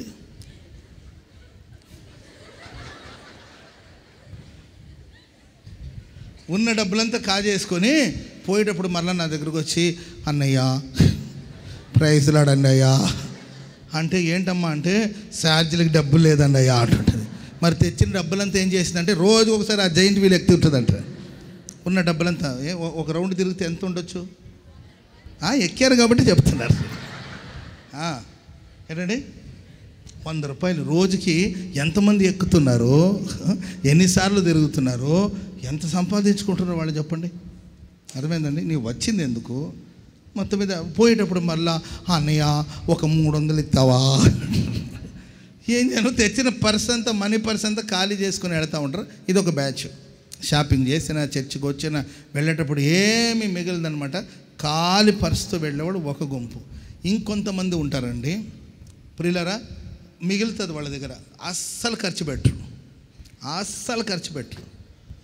ఏమండి, ఒక వాటర్ బాటిల్ కొనిస్తావా అని అడిగితే, ఎందుకు మే వాటర్ బాటిలా, పో ఆడిపోయి దాగపో, ఆడ రావట్లా, ఆడిపోయి దాగిపో అంటే, ఏమండి ఆ నీళ్ళు కొంచెం ఏదో వాసన వస్తే ఏమైంది, ముక్కు మూసుకొని దాగో. ఏమండి ఆకలిస్తుందండి, ఒక 2 ఇడ్లీలు తెచ్చిపెట్టరా అని అంటే, ఎందుకు ఇడ్లీలో అంటే, ఆకలేసి ఆడిపో, ఆడ దయాక్షేత్రంలో అన్నం పెడుతున్నారు కాడ వెళ్తే పప్పని చేయమంటే, చాలా దూరం పోనండి, నాకు నీరసంగా ఉందండి, అక్కడ ఆయన అన్నం సాంబార్ అండి, నాకు ఒక 2 ఇడ్లీలు తినంటే, ఇడ్లీ లేదు ఆడిపోయి తినేసారా పో అని తృప్తే ఉండదు. ఆమె గుడాల పండుగ వచ్చి కనీసం 2 ఇడ్లీలు తిన్నానే, 2 వస్తువులు కొన్నానే, ఒక పాటల పుస్తకం కొందాం. ఏమండి పాటల పుస్తకం ఒకటి కొందాం అంటే, ఎందుకు మా పాటలు యూట్యూబ్లో అదే వస్తుందిలే. ఏమండి యూట్యూబ్లో వచ్చిన ఒక బుక్ ఉంటే బాగుంటుంది అని మనుషులు 2 గ్రూపు. ఉన్నవన్నీ కాజేసుకొని పోయేవాళ్ళు కొందరైతే, అసలు తృప్తి లేకుండా మొత్తం మిగిల్చుకునేవాళ్ళు 2వ గుంపు. కృతజ్ఞతాస్తుతులు చెల్లించినప్పుడు జరిగింది ఏంటంటే, ఒకటి అందరూ తృప్తిగా తిన్నారు, 12 గంపులకు మిగిలిందండి, దాన్ని మోసుకొని వెళ్ళారు. చప్పట్లు కొడదాం అందరూ గట్టిగా హల్లెలూయా చెప్పండి, గట్టిగా హల్లెలూయా. అందుకొరకే మీరు దేవుడు మీకు ఇచ్చిన దాంట్లో దేవునికి కృతజ్ఞతాస్తుతులు చెల్లించండి. హల్లెలూయా. మీరేం పని చేసినా కృతజ్ఞతాస్తుతులు చెల్లించండి. అప్పుడు అక్కడ తృప్తి ఉంటుంది, రెండోదిగా మిగులుతుంది. ఆమేన్. శాలరీ చేతికి రాగానే ముందు దేవునికి కృతజ్ఞతాస్తుతులు చెల్లించండి. నెలంతా తృప్తిగా తింటారు, ఆ తర్వాత కొంత మీకు మిగులుతుంది. Praise the Lord. వంట అయిపోయిన తర్వాత చేతులుంచి కృతజ్ఞతాస్తుతులు ట్రై చేయండి. ఇవన్నీ ఊరికి నేనేదో మిమ్మల్ని ఊరించడానికి, మిమ్మల్ని పూరించడానికి నేను చెప్పట్లా. ఖాళీని పూరించండి అని అట్లా పూరించడం కాదు, మిమ్మల్ని ఊరించడం కాదు, మీకేదో మోటివేషన్ ఇవ్వడం కూడా కాదు. మీరు ట్రై చేయండి. వెళ్ళి మీ ఆహారం మీద ఇలా చేతుల మీద ఇలా ఆహారం మీద భోజనాలన్నీ వండిన తర్వాత పెట్టి ఇట్లా చేతులు, దేవా ఈ ఆహారం ద్వారా నా కుటుంబం అంతా తృప్తిగా ఉండాలి, నా పిల్లలు తృప్తిగా తినాలి, హ్యాపీగా తినాలి, ఆ తర్వాత మాకు మిగిలాలి. అని ప్రార్థన చేసి చూడండి. అందరూ తృప్తిగా తిన్న తర్వాత పాత్రలో ఫుడ్ ఉంటుంది. ఇంకా ఆమెను చెప్పండి అందరూ గట్టిగా. జీతాల మీద చేతుల నుంచి భార్య భర్త ప్రభువా మాకు 10,000 12,000 15,000 ఏదో మొత్తం మీద ఇచ్చావు, దీనివల్ల ఈ నెలంతా మాకు సంతృప్తిగా ఉండాలి, ఎక్కడ లోటు ఉండకూడదు, కొద ఉండకూడదు. ఆ తర్వాత మాకు నెల ఆఖరికి వచ్చేసరికి ఎంతో కొంత మిగిలి ఉండాలని చెప్తే నువ్వు నెలంతా తిన్నా కూడా నీకు నెల ఆఖరికి ఒక 5,000 6,000 మిగిలే ఉంటుంది. హౌ అంటారేమో. హౌ అంటే హౌ అంతే, ఏదో జరుగుతుంది అంతే. ఆమెను చెప్పండి అందరూ గట్టిగా గట్టిగా. హల్లెలూయా. యేసు ప్రభు దాన్ని కృతజ్ఞతాస్తుతులు చెల్లించి, అది చిన్న చేపలే కొన్ని రొట్టెలే, ప్రార్థన చేసి కృతజ్ఞతాస్తుతులు చెల్లించి ఇవ్వడం జరిగిందండి. అందరూ సంతృప్తిగా తిన్నారు. అండ్ 7 గంపలకి ఎత్తారంట. ట్రై చేసి చూడండి. ఫిబ్రవరి మాసం అంతా మీరు తృప్తిగా ఉండబోతున్నారు. ఆ తర్వాత మీకు మిగిలబోతుందండి, మిగిలబోతుంది. ఆ విధంగా దేవుడు మీ ధన నిధులను దేవుడు ఆశీర్వదించబోతున్నాడు. మీ కొట్లను దేవుడు దీవించబోతున్నాడు. మీ కలిగిన వాటిని దేవుడు ఆశీర్వదించబోతున్నాడు. సంతృప్తిగా దేవుడు మేము నడిపించబోతున్నాడు. ఇంకొక మాట చెప్పి నేను ముగిస్తాను. ఫిలిప్పీ పత్రిక 4వ అధ్యాయము 6వ వచనం. ఫిలిప్పీలకు రాసిన పత్రిక 4వ అధ్యాయం 6వ వచనం. త్వరగా దేని గురించి మీరు చింతపడకూడదు కానీ ప్రతి విషయంలోనూ ప్రార్థన విజ్ఞాపనముల చేత కృతజ్ఞతాపూర్వకముగా మీ విన్నపాలని దేవునికి తెలియచేయండి. అప్పుడు సమస్త జ్ఞానమునకు మించిన క్రీస్తు యొక్క సమాధానం, దేవుని సమాధానం యేసుక్రీస్తు వలన మీ హృదయములకు మీ తలంపులకు కావలి ఉండును. Praise the lord. కృతజ్ఞతాస్తుతులు చెల్లి దేనికి చింతించొద్దు. బాబోయ్ నాకున్న పోరాటాల గురించి చెప్పాలంటే తల బద్దలైపోతుంది. Praise the lord. అన్ని పోరాటాలు ఉన్నాయి. నాకున్న పోరాటాల గురించి చెప్తే అర్థమైందండి. పోరాటం, ఆత్మీయ పోరాటం. ఈ పోరాటం ఆగిపోదు. బోళ్ళన్ని పోరాటాలు ఉన్నాయండి. అవన్నీ కూడా నేను వివరించాలని కూడా అనుకోవట్లే. ఎందుకు? దానివల్ల ఏం ప్రయోజనం చెప్పండి. బోళ్ళన్ని పోరాటాలు, చాలా అవసరాలు, ఆర్థిక అవసరాలు చాలా ఉన్నాయి. ఎంత ఫైనాన్షియల్గా చాలా అవసరాలు ఉన్నాయి. జనాలు ఏంటంటే హోసన్న వాళ్ళకి ఏంటి కొదవా అనుకుంటూ ఉంటారు. Praise the Lord. కొంతమంది ఏమనుకుంటారట, అమ్మో ఎన్ని కోట్లు ఉన్నాయో అబ్రాహ్మ గారి దగ్గర అంటారు. ఎన్ని కోట్లు ఉంటుందని చెప్పు. ఎవరైనా నాకు ₹1,00,00,000 ఇచ్చారా మీలో? చెప్పండి, ధైర్యంగా చెప్పండి. మేము ₹1,00,00,000 ఇచ్చాం పాస్టర్ గారు నీకు అనేవాళ్ళు ఎవరైనా ఉన్నారా? ఇవ్వలేదు కదా. ఇవ్వనప్పుడు నా దగ్గర ఎట్లుంటుంది కోటి చెప్పండి. మీరు ఇవ్వకపోతే నాకు దగ్గర కోట్లు ఎలా ఉంటుంది చెప్పండి. ఏందో అనుకుంటూ ఉంటారు. అంటే మేము ఆ తెల్లబట్టలు వేసుకొని తిరుగుతూ ఉంటే సేట్లు ఏమో అనుకుంటారు. పెద్ద సేటు వచ్చాడు అనుకుంటారేమో. అర్థమైందండి. మాకేమైనా వ్యాపారాలు ఉన్నాయా? ఎవరైనా మేము అడుక్కుంటున్నామా? విశ్వాస సహితంగా, ప్రేమపూర్వకంగా, హృదయపూర్వకంగా ఎవరైనా కానుకలు సమర్పిస్తే ఆ కానుకలతో సంస్థ నడిపించుకోవాలి. అన్ని చోట్ల మందిరాలు కట్టుకోవాలి, అన్ని చోట్ల స్థలాలు కొనాలి, మందిరాలు కట్టాలి, బండ్లు కొనాలి, బైకులు కొనాలి, సైకిల్ కొనాలి. అర్థమైందండి. అన్నీ దానిలోనే. Praise the Lord. దాంట్లోనే కొంచెం పోగు చేసుకొని ఒక చిన్న ముక్క స్థలం కొన్నాం అక్కడ. దాంట్లో కూడా కొంచెం పోగు చేసుకుని, అది ఒకసారి కాదండి, అప్పుడు కొంచెం కొని ఒక చిన్న స్థలం కొన్నాం. Praise the Lord. హల్లెలూయా. ఎన్ని ఎకరాలు కొనేశారనేది ఇదో ఒకటే అపోహ. ఎన్ని ఒక 200 ఎకరాలు కొన్నారా అంటుంటారు. ఏంటి 200 ఎకరాలు అంటే ఏం చిన్న విషయమా? కోట్లు అంటే ఏం చిన్న విషయం చెప్పండి. అంటే అనుకుంటూ ఉంటారు. అనుకోండి, నాకేం నష్టం లేదు. Praise the Lord. నేను నిన్న కూడా మీకు చెప్పాను, మట్టి ఏదో తోలిస్తే బ్రదర్ 2 డేస్లో మీకు పేమెంట్ ఇస్తామని. అంటే ఏం మాట్లాడుతున్నారండి పాస్టర్ గారు, కొంచెం అడ్జస్ట్మెంట్ ఉందని చూసి మీకు 2 డేస్లో ఇస్తామంటే ఏం పాస్టర్ గారు ఇలా మాట్లాడతారు, మీ దగ్గర డబ్బు లేకపోవడం ఏంటి అనుకుంటారు. ఏది మట్టి తోలేవాడు కూడా మనల్ని కోటేశ్వరులు అనుకుంటున్నారు. ఆ తర్వాత సార్ ఎకరానికి ఇంత ఇస్తామండి మేము లీజుకి అని మాట్లాడుతుంటే, ఏందండి మీరు కూడా బేరం మాట్లాడతారు. Praise the Lord. మేము ఖచ్చితంగా బేరం మాట్లాడతాం. ఇంకా మా సిస్టర్స్ని పంపించామనుకోండి, మా అక్క వాళ్ళని పంపించామనుకోండి, 3,000 అండి ఇది, ఈ కుక్కర్ 3,000 అంటే 300కి రాదా? ఏం మాట్లాడుతున్నావు మరి? అంటే వత్తదిలే 300కి. అమ్మ ఇది కుక్కర్ అమ్మా, చిన్నపిల్లలు వేసుకునే నిక్కర్ కాదు ఇది కుక్కర్ అమ్మ. అంటే తెలుసులే కుక్కర్ కాబట్టి అడగడానికి వచ్చాం కానీ రాదా అంటే, సర్లే మీరు తెల్లబట్టలు వేసుకున్నారు కాబట్టి మీకు 2,500కి ఎత్తానంట. సర్లే ఎందుకయ్యా నీ బాధపడుతున్నావు, వ్యాపారం నీవు కూడా 500కి మొత్తం మీద 5,000 సరుకుల్ని 500కి తీసుకొస్తాం మేము. నాకు ఆ దర్శనం లేదు కదండి. నేను అందుకే ఎవరైతే బాగా బేరం మాట్లాడతారో వాళ్ళకి అప్పచెప్తాను. గీసి గీసి గీసి గీసి గీసి గీసి గీసి గీసి తీసుకొస్తారు. మరి అట్లా ఎందుకంటే దేవుని సొమ్ము కాబట్టి రూపాయి జాగ్రత్త చేసి సేవ చేస్తున్నాను. Praise the Lord. చెప్పండి గట్టిగా హల్లెలూయా. బోళ్ళని పోరాటాలు ఉంటాయి, ఇవన్నీ మీకు తెలియదు ఏంటండి, మీకు అవన్నీ తెలీదు. మీరు ఏదో అనుకుంటూ ఉంటారు. ఆ అనుకోవడంలో నాకేం చెప్పండి, అనుకోండి, ఇబ్బంది లేదు. ఈ పోరాటాలన్నిటి మధ్యలో కూడా కొన్నిసార్లు ఏంటంటే చాలా కంగారు వస్తుంది ఒక్కొక్కసారి. కానీ నేను కృతజ్ఞతాపూర్వకంగా ప్రభువుకు తెలియచేస్తాను అంతే. హల్లెలూయా. అప్పుడు సమస్త జ్ఞానానికి మించిన క్రీస్తు సమాధానం హృదయాన్ని ఏలుబడి చేస్తూ ఉంటుంది. హల్లెలూయా. చెప్పండి గట్టిగా హల్లెలూయా. సమస్త జ్ఞానానికి మించిన క్రీస్తు యొక్క సమాధానం మనకెప్పుడు పీస్ ఆఫ్ మైండ్ ఉంటుందంటే కృతజ్ఞతాపూర్వకం ప్రభుకు చెప్పేస్తాను అంతే. ఏం టెన్షన్ పడను. ఆ టైంకి ఏదో దిక్కు నుండి ప్రభు సహాయం చేస్తాడు అంతే. హల్లెలూయా. ఏదో ఒక దిక్కు నుండి ఏసన్న గారికి ఏదైనా ఫైనాన్షియల్గా అవసరాలు ఉంటే, ఎవరికైనా పైసలు ఇవ్వాలనుకోండి, అన్న కూర్చొని ఉండేవాడంట. అన్న వాళ్ళకి పైసలు ఉంటే ఒక అరగంట ఆగి ఏదో కాకి వస్తుంది అనేవాడంట.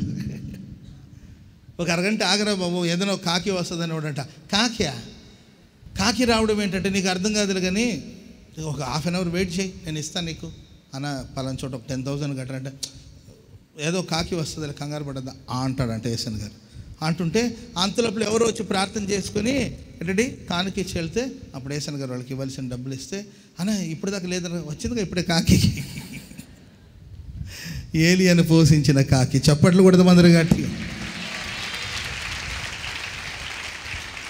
నాకనగా ఇవన్నీ నేను ఎందుకు చెప్తానంటే, మీ లైఫ్లో కూడా కొన్నిసార్లు ఏదో అవసరాలు ఉంటుంది. అది నీ శక్తికి మించిన భారం, నీ దగ్గర నీ ఫైనాన్షియల్గా వీక్గా ఉన్నామని ఎవరికి తెలియదు. ఎందుకంటే మీరు కట్టుకునే మంచి బట్టలు, మీ ముఖానికి రాసే మంచి క్రీములు, మీరు వేసిన ఎత్తైన చెప్పులు, మీ చేతిలో మెరుస్తున్న వాచ్లు, ఏంటండి గోల్డ్ ఫ్రేమ్తో చేయబడిన మీ కళ్ళజోళ్ళు, అవన్నీ చూసేసరికి జనం ఏమనుకుంటారంటే, అమ్మో ఈమెకేమి కొదవ అనుకుంటుంటారేమో. నేనేమనుకుంటాను, నేనే ఫీల్తో ఉంటానో అలాంటి కండిషన్లో ఎవరో ఒకరు ఉంటారని నేను విశ్వసిస్తాను. అలాంటి పరిస్థితి మీకు కూడా ఉండొచ్చు. ఒకవేళ వాళ్ళకేం కొదవా, వాళ్ళకేంటి అని అనుకుంటూ ఉంటారు. కానీ నీవు చాలా వీక్గా ఉంటావు ఫైనాన్షియల్గా. కానీ కలవరపడద్దు ప్రియులారా. అన్ని కృతజ్ఞతాస్తుతులు చెల్లించి దేవునికి చెప్పి ప్రైజ్ చేస్తూ ఉండండి, స్తుతిస్తూ ఉండండి. మనసులో ప్రశాంతత ఉంటుంది. అక్కర్లు ప్రభు తీరుస్తాడు. ఆ అక్కర్లు నెరవేరే లోపల నీ పీస్ ఆఫ్ మైండ్ నువ్వు పాడు చేసుకోకూడదు. మన పీస్ ఆఫ్ మైండ్ మన సమాధానం పాడైపోతే డబ్బు వచ్చినా మనకు అప్పుడు జబ్బు వచ్చి ఉంటుంది. బాగుంది చూడండి, రైమింగ్ ఇది బాగుంది, గుర్తుపెట్టుకోండి. డబ్బు వచ్చింది కానీ డబ్బుతో పాటు జబ్బు కూడా వచ్చి ఉంటుంది. అర్థమైందండి? డబ్బు వస్తుంది, దాంతో జబ్బు వచ్చింది అనుకోండి, ఏం చేసుకుంటాం? డబ్బు వచ్చిన జబ్బు ఉంటే ఏం చేసుకుంటాం చెప్పండి? కొంతమందికి పాప తినడానికి అన్నీ వచ్చినాయి, షుగర్ ఏమో 900కి పోయింది. తిండి ఉంది కానీ ఏం చేద్దాం, తినలేము కాదండి. కాబట్టి మరి తిండి వచ్చినప్పుడు తినడానికి మనం హెల్తీగా ఉండాలంటే ఓవర్గా స్ట్రెస్ తీసుకోవద్దు, ఓవర్గా ఆలోచించొద్దు. అంత ప్రభు చూసుకుంటాడు.